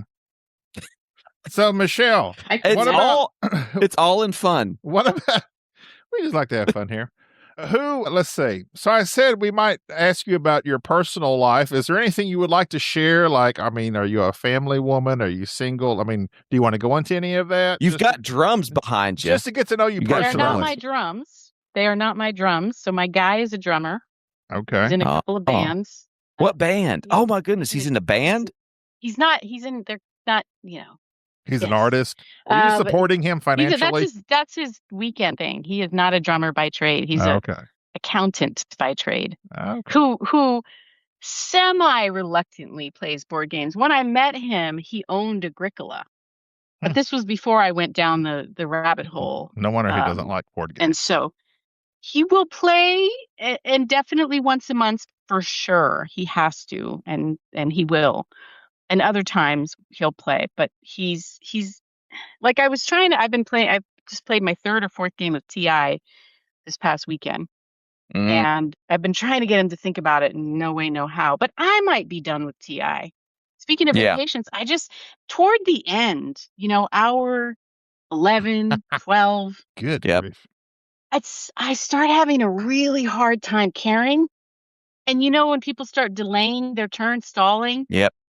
And I'm just like, I don't care this much. It's been going on. I like the game. I really do. And I played, what was the other one? The TI like game, New Dawn for the Galaxy. Yeah, Twilight for the Galaxy. Eclipse. Yeah. Eclipse. I did play that. And I'm like, okay, this I can maybe. I love Eclipse. I think I'm on record somewhere. Dawn? Yeah, we got that. This is one of the few games for which I sold the first edition and bought the second. So I have the second you were Dawn. Do that in something. Yeah, I did it. I as those words left my mouth, Ryan Maxwell was at a convention with us, a listener, and he's like, "I'm pretty sure I can find that." And he got online and found it, and it was I immediately sold my copy and bought it. I think I'm quoted somewhere saying that Eclipse is probably one of the best designed board games ever, if not the best, simply because of that. I have taught that game to people that I should not have tried to teach it to, that were not ready to play such a complicated game, by simply going, listen, all you're going to do is take this little marker here and move it. That's all you're going to do. And then wherever you place it, you're just going to do that action. So whatever you want to do, just take your little marker and put it over here, and then tell me what you're going to do, and I'll walk you through it. And played an entire 4-player game of that and loved it. Absolutely loved that game. Yeah, TI4 is too long for what it gives you. There's too many other games out there. I do occasionally like playing. In a future episode, Jerry has thoughts on Twilight Imperium versus Arcs, the relatively new game by Wehrle. Played Arcs, and all of the available data would tell you that I'm going to enjoy that game, and it just, I don't know. Well, it wasn't just. I had no interest in playing it again. Well, we did enjoy Arcs, but he played the campaign, and he says it changes so dramatically throughout that game that it's fascinating. But real quick, didn't you say Arcs was like TI, just played in sessions? It is. You can play it in one. You can play it in one round and long TI4 fashion, which is what I did. And I was not expecting it to be as enthralling and engaging as it was. And I think upon reflection, I believe I would play Arcs, the campaign, over a game of TI4. I just think the development of, I like it when a designer takes a simple concept and then adds everything around that concept. And the first time I played Arcs, the guy that was teaching it just said, "You know how to play trick-taking games?" And I go, "Oh, I hate trick-taking games." He says, "Well, this is just like a trick-taking game." And as soon as he explained it, I was like, "Oh, this is a trick-taking game. I'm going to hate this." And I played it and like, "Oh, I love this. I like this. I see where you have to constantly be on your guard." I enjoyed it so much, but I don't do campaign games. And I thought that the expansion of it was just multiple campaigns. It's just three games in a row, basically. It is the term arc is that it's a character arc. Your civilization changes and progresses. And I found that to be so fascinating. I do need to play it again because it was probably maybe around the 1 year mark. And I don't know. I think it's been a minute, so I should probably play it again and see how it goes. So it solidified Cole Wehrle to me as being the most innovative designer of our age right now. Yeah, his Root stuff is just. I just played Root a couple weeks ago. Yes. Did I win? I think I might have won. Probably. Played as the moles. We'll just say you did. The moles. Let's I want to merge us into Moon Colony Bloodbath because that is one that I mentioned that I saw that you had played. Before we forget, what type of band is your accountant man in? In 2 bands. One of them is a punk ska reggae I knew it. cover band. Of course. Wait a minute. Say that again. Punk? Ska reggae. Punk, ska reggae. Okay. So he's definitely it's white. Cover band. Oh, definitely. You mentioned accountant. He plays the drum and he's in the band. And I pictured him. If I could almost describe him to a T. What he looks like. Just name an actor that looks like him, Jerry. No. Is it Ed from The Office? Ed? His real name's Ed. I forget it was the guy that came Ed in. Helms. Ed Helms, yeah. Or Jim Halpert. That's maybe a Jim Halpert if type. Ed didn't have such a robust head of hair. Yes, this guy's obviously this guy. Okay. Listen, Gabi, if you know drummers, there's only 2 types of drummers. There's the tatted out rock star type, and then there's the I'm balding, and my proprioceptive system is now being able to be utilized, and I'm getting all my anger and frustration out on these drums and the rhythm and everything. Yes, there's those types. Well, at least he's got rhythm, so that's a good thing. Not many white men have rhythm. Okay, that's a unicorn there. You hold on to him. So before we get into Moon Colony, I wanted to ask, what got you in? Was there anything if you want to answer, is there anything in particular that got you into therapy? Well, I'll give you my usual answer, which is I've always been fascinated by people, which is true. That's true. I've always been fascinated. People are a trip. I just find people fascinating. I have a day job. I'm mostly an administrator now in healthcare, and then I still have a small private practice because I just miss the direct service part of my field.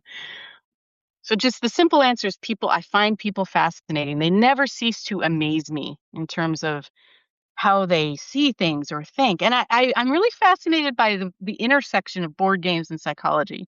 Just in terms of the things I get to observe during playing board games and the different personalities and like archetypes and what I've noticed in myself. And sometimes I get activated.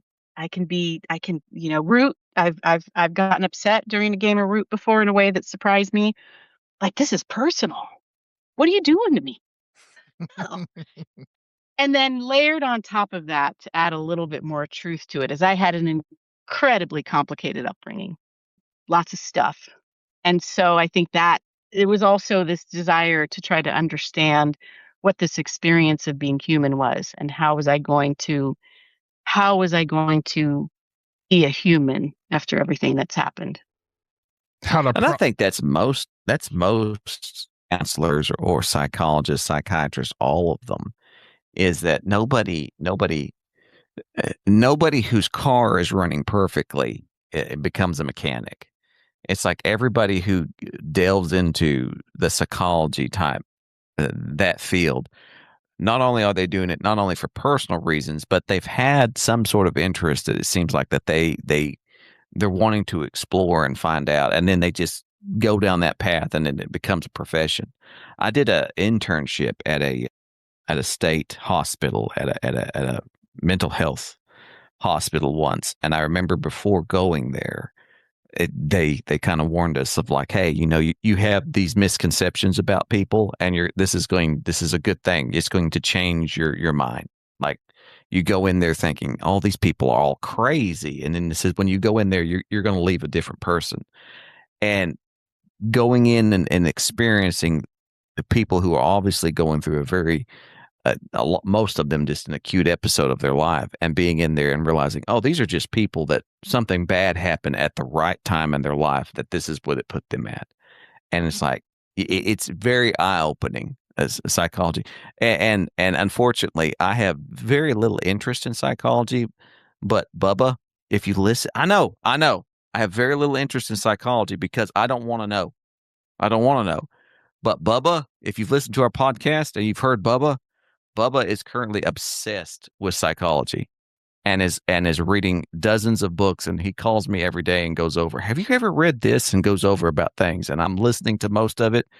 But I'm one of those people where the fascinating aspects of the human mind, I have given up on trying to understand people. I would buy that, but for the nemesis discussion that you all just had. Well, that's different. You are unpacking the nuance of how you successfully manipulate a group of people, not only during the game, but you were talking about the meta of manipulation of people from the first game you play with them, the very first move you make, Jerry. You were identifying this is the beginning of my manipulation. Well, I may be a sociopath, or it could just be that I just enjoy. I will say I have a deep fascination in negotiation games. Okay, maybe that's I do enjoy any game for which I can just talk my way to victory, or be able to have somebody else make a move for me. I find that to be it's very interesting. And I don't know what dark part of my soul has been damaged. Bengali? Who was the guy in Russia that could not Yes, Rasputin. Rasputin. Do you see yourself? I am the Rasputin of board gaming. There you go. I think that the joy that I get from it must come from the fact that growing up, I didn't speak. I was practically mute until I was 10 years old. And then I had a stutter, and it was like a thing of, it took me a long time to get to where I felt comfortable even speaking to somebody, much less carrying on an intense conversation. And I poured so much effort into language and studying people and having to look, and even as God, people bring up how I can't hardly read the room. I put so much effort into realizing I'll never know what people are thinking. I'll never be able to figure out what they're feeling, but I can sure set the tone and make them feel the way I want them to feel, or go the direction I think we should be going. And so I think whenever I'm doing a negotiation game or any type of game that requires that type of interaction, it is just an affirmation of me of I have gotten somewhere, that I can sit here with all these people and they can all point to me and go, don't negotiate with Jerry. Jerry will get you. He'll backstab you. And I'll be like, me? And then 2.5 hours later, they're going, what happened? And I don't know. There is a deep-seated joy that only comes from negotiation games I know that, I don't know, that may not be healthy. One of my favorite things. Sick. One of my favorite things to view just from a neutral standpoint is Jerry, who is the way he is, and Bubba, who loves to study people like Jerry, have them go at each other in a negotiation game, or really any game. That's we went to a board game convention. It was the last one we went to. It was like BGG Spring, whatever. And Bubba, I was telling Bubba if he's going to come, because Bubba's always he's this ephemeral character. It's like we never know if he's going to be there or not. And I was like, one thing I want to do is I want all of us to play a game, specifically negotiation. I just want you and Jerry to go at it, because the pleasure I derive from seeing Jerry and Bubba just attack each other. And Bubba, like he said, his whole goal is not to win the game, is to just keep Jerry from winning the game. And it's enjoyable to watch. I'm remembering this conversation, right? So is there a game that scratches that psychological itch for you in any type of way? Me? Michelle? Yes. Negotiating itch? Well, no, just like as far as your field of psychology, therapy, is there anything that comes close to being close to that, or not so much? Or do you like to play games to get away from that? I think it's more that. Okay. Yeah, I think it's more that. I'm always watching and observing and being curious.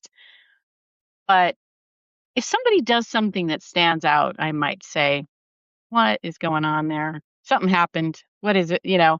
But I think it is more, go back to the archetypes. Didn't I say something about somebody just there to kind of check out? A vibe. Yeah. I'm not a cozy gamer. I wouldn't go that far. Cozy gamer, that was one. It's a little bit. That's a term I hadn't become interested in until the last. I mean, it's like I hadn't heard of that until that coffee and cats game that I actually bought. I don't know that one. I don't like cozy. It was like you're going out to buy books. I don't understand cozy. You go out and you buy books, and you basically are like shelving your books and reading your books. Oh, a place for all my books? Yeah. That's it. Yeah. I've heard of it. I haven't played it. I'm not a huge cozy board gamer either. I do like Coffee Rush, but Coffee Rush is weird because they call it a cozy game, but it's only because of the artwork. The game itself is very stressful. Yeah. You got to get these coffee orders out, and it's like turn 2 or 3, you're behind. You can't tell me what's cozy for me either. It's like that's not cozy for me. I think I'm gonna go out on a limb here and say that the game about putting stickers on the board is cozy Stickerville, which I'm I know everything I need to know. Not to judge those people that like those games. That's one thing I like. No, you're about fine. board games. Judge away. Judge everyone. Away, Michelle. That's what we do here. But I heard cozy Stickerville. All right, so there is nothing cozy about stickers. Moon Colony they peel back onto each other. Moon Colony Bloodbath. Moon Colony Bloodbath. We played it. We discussed it briefly 30 minutes or so before this particular interview. And Jerry said he wasn't going to great detail until he played it with his children. Have you done that yet? I have not. I've played like other games with my children. And my opinion of I have children. What's your opinion of the game, Michelle? I was very excited to play the game. It's been so hyped over the last 6 months or something. It's been on hot miss all the time. But I was trying, and I successfully did not purchase it because I'm trying not to do that. So I didn't purchase it. I was very excited. Finally, someone said, I got this. I'm going to play it. Yeah. I liked it. I did. I had a good time. I did find myself, I was struggling to be engaged. I was struggling. I just found myself like the guy that was teaching us, bless him, I might have been getting up to get a snack and getting up to get some water. And I mean, I didn't do that during the teach. I stayed for the teach. But then I just noticed myself feeling a little antsy while we were playing it. And that's usually kind of a sign of like, I won the first one we played, surprisingly. I thought, and maybe I did get up during the teach for a minute, I thought that it was going to be a last man standing. I didn't realize that somebody dies and then it's whoever's in the best position. Yep. So somebody died and then turned out I was in the best position, which I did not see coming because for a while I was really struggling. And then I don't know what I did, but so I love the art. I love the idea of the game. I love all the groaning when the events come out. I like the feeling, to Jerry, the vibe of it's getting worse and worse and worse. And I kind of like that was fun. So I liked all that, but the game itself was just okay for me. It's It's very, I was somewhat disappointed in it. I think it's going to be a better family game. Well, like something you play with your kids rather than hardcore gamers. Murdering is all a the game colonists. that- Play that with your children. And well, that my kids are They're very anti-colonists. very They're anti-colonizers. very anti-colonist. They're But there is a game They're that- pro moon people. They're pro Bloodbath. There is a game that gives me that similar feeling that has absolutely nothing to do with the moon or a colony or a bloodbath. That is one of my favorite games. That right after I had played Moon Colony, I played this game. It's called Ponzi Scheme. I had the privilege of playing Ponzi Scheme with two people who are basically accountants.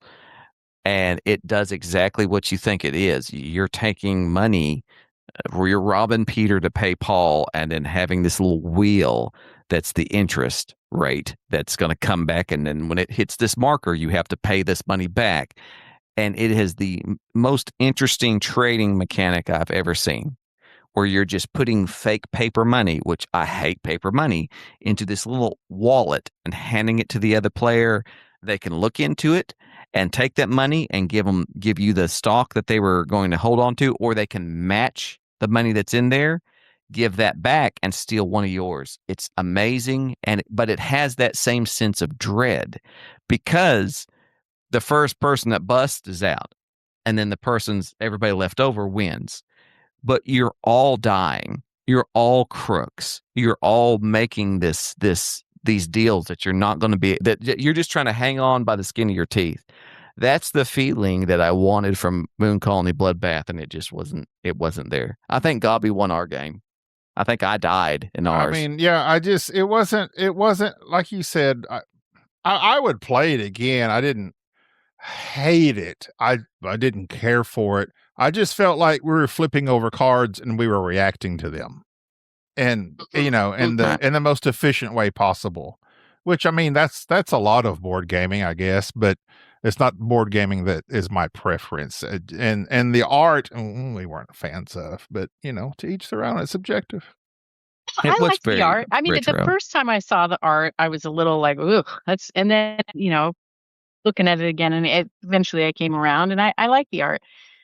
But the game itself. So you mentioned, like, with the Castles of Burgundy, you're like, the components kind of had a great effect on you in that regard, from like the whatever edition, the special edition versus the lame edition.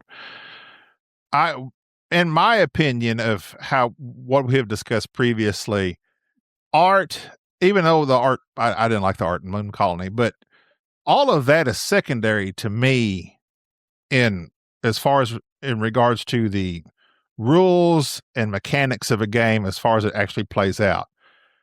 I believe that it can slightly enhance stuff, but does that have a great effect for you? Like, kind of like you mentioned with castles, like if the first time you were introduced to that, if you just played the lame edition, would it have grabbed you as much as it does the special edition or deluxe, whatever the edition's called? I mean, that's hard to say, but I think so. But the components made a difference, and they made a difference in a way that I wouldn't have expected, because when I played the lame edition, I just found myself feeling a little bit like, this is lame. But if I didn't know, it's kind of like if you've never flown first class. Exactly. Yeah. You just kind of seen it walking by really quick. You don't know what you don't know, and how I got bumped up to first class a couple times because the plane was full, and then I was like, oh. There you go. A fellow Seinfeldian, I guess. Seinfeld. That's a Seinfeld reference. They have an episode about once you go first class, you can't go back to coach. Right. That's what Jerry says. Yeah. I mean, it does make coach just a little bit more painful than it ever was before. So that's what we played in our play of Nemesis Retaliation. We have the retail version. It didn't, no special pieces, which some of the pieces are nice, even though, and even that edition comes with minis. But the guy we played, Deluxe? The guy we played with. Yeah, at the most recent conversation of it, he had the deluxe. I don't know if he deluxed it out or he bought some sort of deluxe edition, but everything was super fancy. Like the little pieces you put on your player board, and everything was just decked out. And to me, I knew I already liked the game. It actually didn't enhance it for me. I was just like, oh, this is a bigger, bulkier plastic piece version of the version we played with before. And sometimes, well, you know what? You're reminding me that my original plays of Terraforming Mars were just the base game. And then I played a tricked out version, and I don't think it changed anything for me. So maybe the order of it matters. maybe so. I think it does. Because like I think it was Orleans. We played Orleans several times at a BGG, and it's not one of Jerry's favorites, but I enjoy it. But it's a lot, and it's a lot of pieces. But I bought like all the deluxeified pieces, and Jerry, he's like, oh, these are too big. He complained that they were too fancy, too big and bulky, and They no, He doesn't like no. the game. No, that's He doesn't correct. like That's they correct. did not meet. So there's spots on the board where you're supposed to put the little chits, and the pieces that you bought that were deluxeified didn't sit there correctly. It completely. Talking about when you stack them up in the when you put them on like on the map. It had the same problem where they've deluxeified something and now it doesn't match the board. It doesn't fit appropriately where it's supposed to be. Like it's supposed to cover up the spot. Well, it doesn't cover up the spot. It doesn't draw your eyes. Arcs does the same thing with its deluxeified version. Unfortunately, it has the regular retail version has wooden pieces. So like the little ships are wooden. When they're damaged, you just tip them over on your side. You buy the deluxeified version, it has these little minis that don't tip over all the way on their side, or they tip over too easily so you can't tell. That drives me insane. And Gabi is going on about how he doesn't like deluxeified stuff. The man has metal coins for every game that he owns. That's not what I said. I didn't say I don't like deluxeified. Hypocrite. The game Not hypocrite. But it must do something. Not once did I say those words. So I do enjoy metal coins, but if a game is a quality game, it's not going to make a difference. However, I can see the whole, once you went first class, like if you played a game, it's like, oh, it's a great game and the pieces blew you away. Then you play like this generic cardboard version of it, with paper plates. It's like, it's not it would be like playing Skull, but instead of having the nice coasters with all the fancy designs, here, I just cut out some paper plates and painted some water colors on it, and here you go. Put some shapes on it. You're the triangles, and you're the squares, and you're the circles. It would accomplish what we want to accomplish, but is it as nice? No, it's not quite as nice. And I never would have thought I cared. I would have told you it doesn't make a difference to me. I think the thing is, I fancy myself a much more rational person than I actually am. And board gaming over these last few years has really helped me to see I am a lot less rational than I like to think that I am. And maybe it's just in part of my life I am very rational. I don't know. But in board games, I like the vibe. And I will do the thing, I'm like you, Gabi, I will do the thing that feels fun, that feels right, that my gut is saying, go over there, go explore the South. Nothing. When you know it's going to kill you. Happen. So exactly. How many? It's not going to make me. Which is odd because board games done nothing but to reveal that I'm only more rational than what I thought I was. I do have a game recommendation. Gabi, do you have something? No. This is for you got your notebook. Well, out. I'm just. This is for end of podcast. So if you're ready to go, keep going. Okay. I had a game for some reason when you were talking about game. Do you play co-op games? Yes. Okay. I'm not a big fan of co-ops, but there was one game that I played.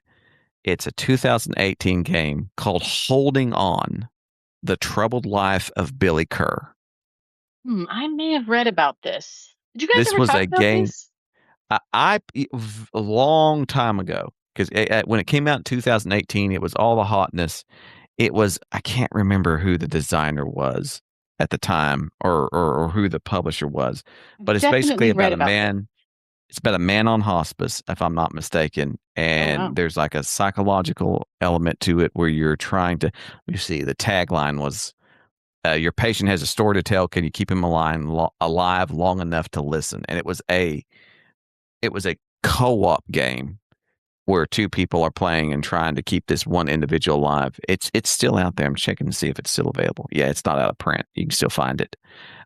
But it was very interesting, and it was one of those. There were several games like that from like 2018 to like 2020, where there was a lot of psychological, meaningful games. Like, there was the one that was like the couples game that was like the love life Fog of game. Love. Fog of Love. I played that with Cannot Enrique. bring myself to play that. I just like, ugh.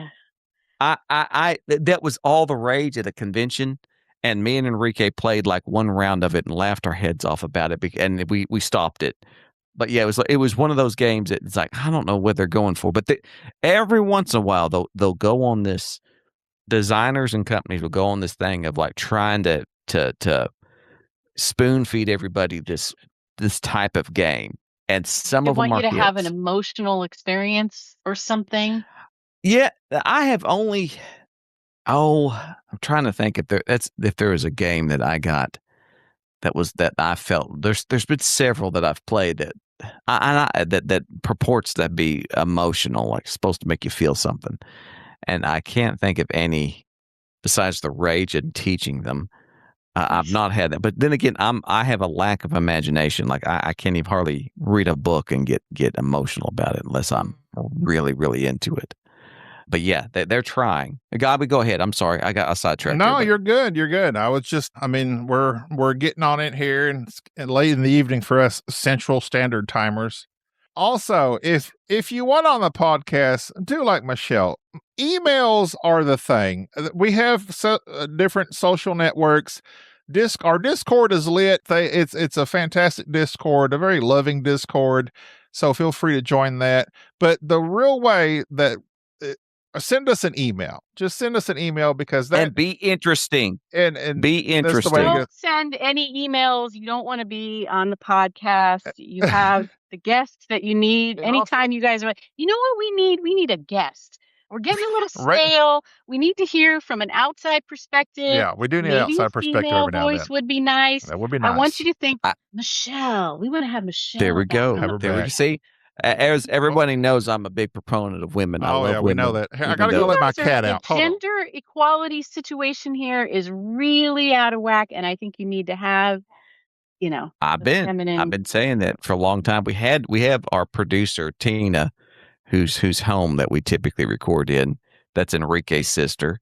She's great. She's a big fan. We used to have Paige, which was Gabi's stepdaughter, who she recently moved to upstate New York. She moved and now Gabi's an empty nester. I can say this now since he's gotten up to left. I can't talk about it because he'll burst out in tears because he's I emotionally had to go unstable. let my cat out. Oh, He's dear. just crying at me. So Go ahead. We weren't talking about you. Please rate, review. Don't forget that. It's been a while since we've had a review on our Apple or anything. Just comment like Michelle did on whatever outlet you're listening on. Rate and review. I'm out of breath from walking to the door. I'm fat. Michelle, Yes, sir.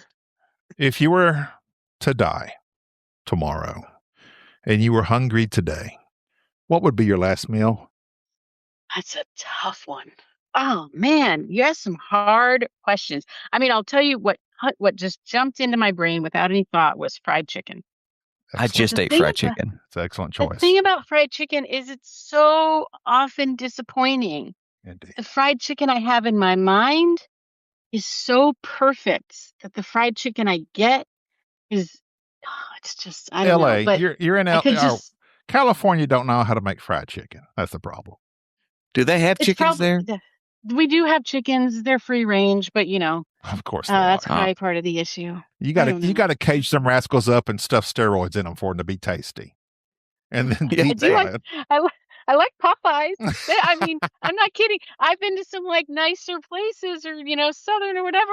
And I'm like, this Popeyes chicken is pretty damn good. It's good. Popeyes in the South is like the Waffle House of chicken places. You don't go in there unless you're ready to fight. This was another one. Well, No, you're good.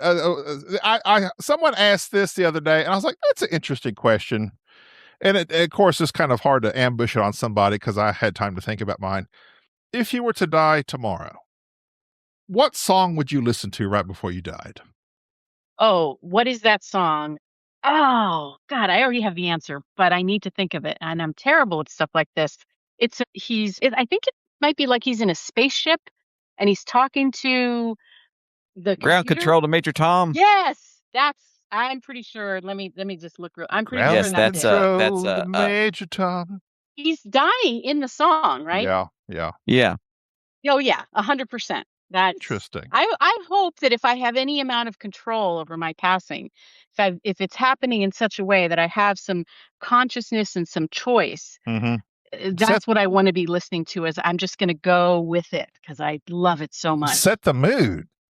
Set the mood for your that's beautiful. Your ultimate demise. I will just be like, yes, I'm here for it. I go back and forth, at 55, I'm like, I see it on the horizon, the end is, I got a sense of it now.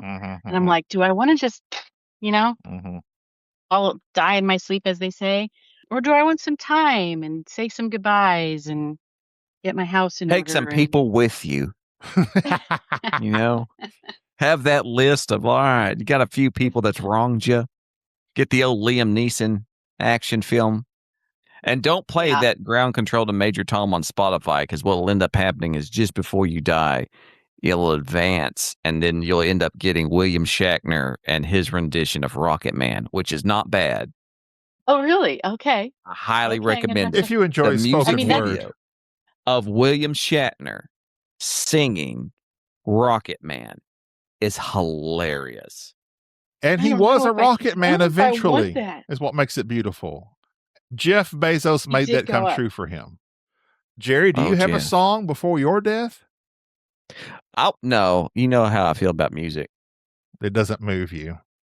No, it moves me. It's just that I tend to associate music with a place or something previous.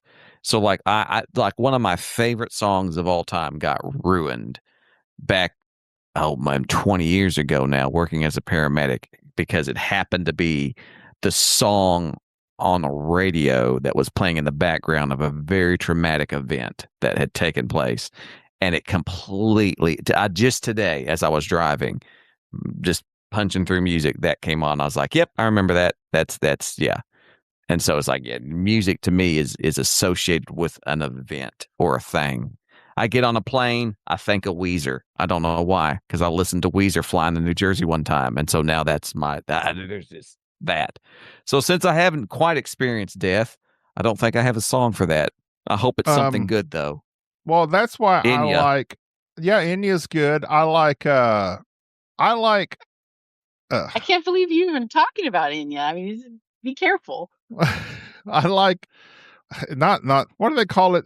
It's not the musical score of movies. I don't like I do like, you like the non-spoken, you like the instrumental.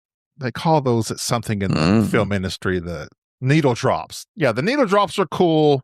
What's his face? Gunn does that pretty well in his movies. But I actually like the musical score. And one of my favorite all-time musical scores is Adagio in D minor by John Murphy to the film Sunshine. It is a beautiful piece of music. Makes you feel all types of ways. Hopeful, sad. It's just a brilliant piece of music. And I was like, you know what? That's the one I want. I want to hear that on the way out. And I'll just advance towards that big bright light or that bright burning flame, whichever it may be. This is a really happy note in which we are wrapping up my appearance. I'm not sure how to take this, frankly. Well, I'm going to take it well. I like how he said, these are my notes for the end of the podcast.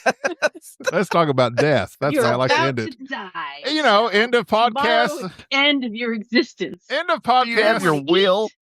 End of life. I'm the Jeff Kevorkian of podcasters. What can I say? Is it Jeff? I just pulled Jeff out of nowhere. Is it Jeff Kevorkian? No, it wasn't. No. But Ed? All Jeffs. It's Ed Kevorkian? Yeah. Why did I say all Jeff? Jeffs are bad. I know not one Jerry, good Jeff. I'm glad you said you feel something with music. Otherwise, I would have been a little worried about you. Jack Kevorkian. Jack Kevorkian. That's right. He died in 2011. My third favorite Jack. I just got now. I hope you cut this out, but I just got the other day. I was thinking about death, and I was like, it occurred to me that I might be ready to go, and I might not go, and that gave me a little bit of fear. I was like, oh, I hadn't thought about that before. What if I'm, Miserable. whatever, and So I work in hospice, and that is a phenomenon, not a phenomenon, but a very frustrating situation that I have seen many people, and it's typically women who have lost their spouse, and they're done. And it is, and I'd expect nothing less, Gobby. But it is a thing of whatever their main purpose in life that they feel like they have done for the past 40, 50 years, to them, the passing of their mate, they're done, and they just want to move along. And it's very heartbreaking to see, because most of them will live for 10, 15, 20 years after that fact. But they have very much checked out. And one that one that sticks in my mind was a lady that had lost her husband about a decade prior or 15 years prior. And from that day on, she has just, her life was just waiting. She was just done. And that is What if they found him? No, he was dead. he wasn't lost. It's time to do jokes. See, this is what I have to deal with, Michelle. Whatever you think of here, whenever there's something serious and Gobby cannot handle it, Mhm. that thing, I don't know what makes people. I can't associate anything with that. I can't empathize with that, because it's a thing of like, I understand being so distressed, but at some point in time, isn't there something else besides just this other person? But to them, that's it. Yeah, It's I that don't think I'm Notebook ever going to syndrome. find myself there. I'm gonna move on to something, and I got board games, so I think as long as I can think. Yeah. This was more like if I have some kind of illness or something, and I'm ready to be done, and I have to just carry on. Like, I think I might have been thinking like dementia or something. That's got to be the scariest, something like Yeah. that. But this is a little dark and depressing, and as I said, I've got to come back at some point, so I got to keep it a little lighter here. No, go ahead. Oh, yeah. So what you were describing, Jerry, I just recently had looked at earlier this week, or perhaps, I don't know exactly, but psychogenic death, which is basically when you ever seen Where the Red Fern Grows? Yeah, the dogs.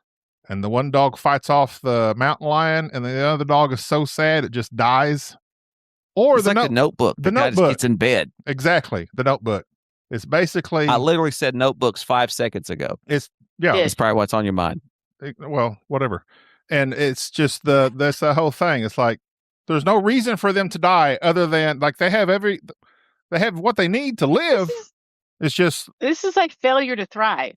This is it's that Or Padme died of psychogenic death because Darth Vader. I was reading about animals. Do animals ever intentionally end their own lives?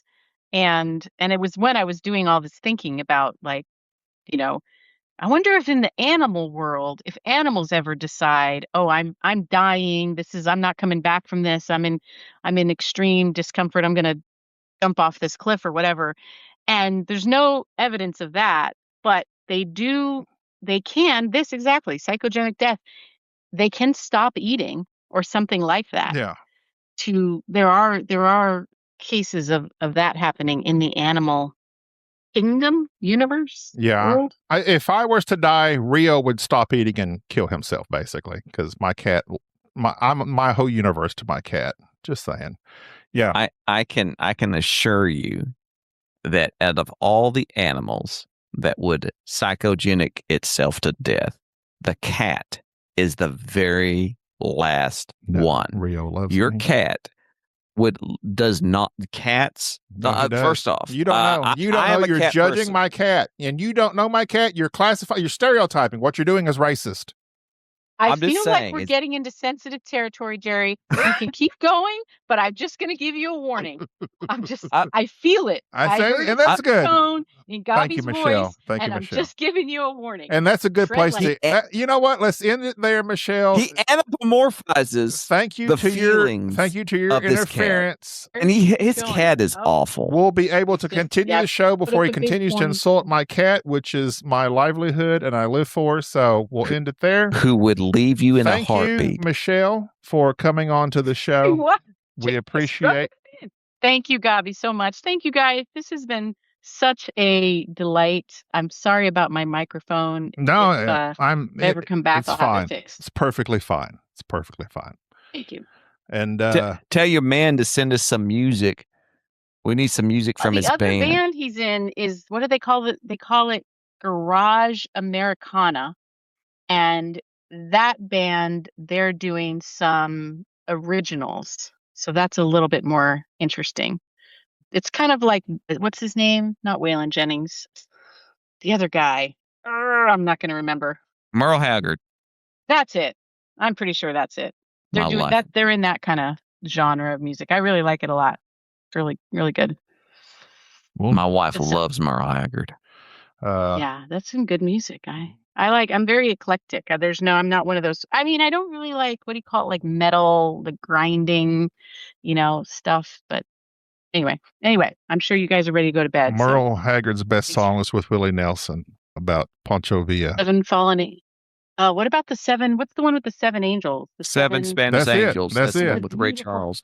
That's Pancho and Lefty. God, I might. That's what I'm talking that would about. Those are two beautiful songs. Yeah, I love. Gabi, if you I were love- bold, you would go ahead and break copyright and have that song. Oh, I will. As our I'm gonna play it outro. right here. If I could find the lyrics, I'd start singing it fast enough. But It's Seven Spanish Angels. Yeah. Yeah, yeah, it's a fantastic. Something like It's that. at the altar of the gun. Well, Yeah. the Seven Spanish Yeah. Angels, it might be. That's a different song. I'm thinking of Pancho and Lefty specifically, which is it's about Pancho That's a Villa. beautiful one too. No, I love no, this one's with Ray Charles. It's Seven Spanish Angels. It's with well, Willie Nelson. Well, I'm thinking of Merle Haggard and Willie Nelson specifically. So I'm sorry, but Willie Nelson, Ray Charles. That immediately went to that song. okay, all right, and Poncho and Lefty's a great one too. that's All going right, to do guys. it for this Thank you. episode. Michelle, thank you. This is a productive session. We feel like we got places. We'll need you on next time to keep the peace. I mean, if we could do some kind of unofficial non-therapy therapy, There's then, another I therapist have to make. in Logan. I don't know. Yeah, Logan. Yeah, but he didn't email you. See, so no, he No, does not. no. He does not. Logan can just stay in the Discord. He's Oh, a man. You already got a lot of men. Chatted up with all the bros in Discord instead of emailing us. Like Michelle was taking a lot of notes too. like I've requested multiple times. Email. I got Please email. All right, that's going to do it for this episode. Michelle, Thank once you again, so much. thank you. Yep, I'm appreciate Gabi. Appreciate you guys. This has been great. Thank you so much. Bye-bye. This chair. Bye-bye. Thank you for tolerating this episode of the Board Game Snobs. Stay classy.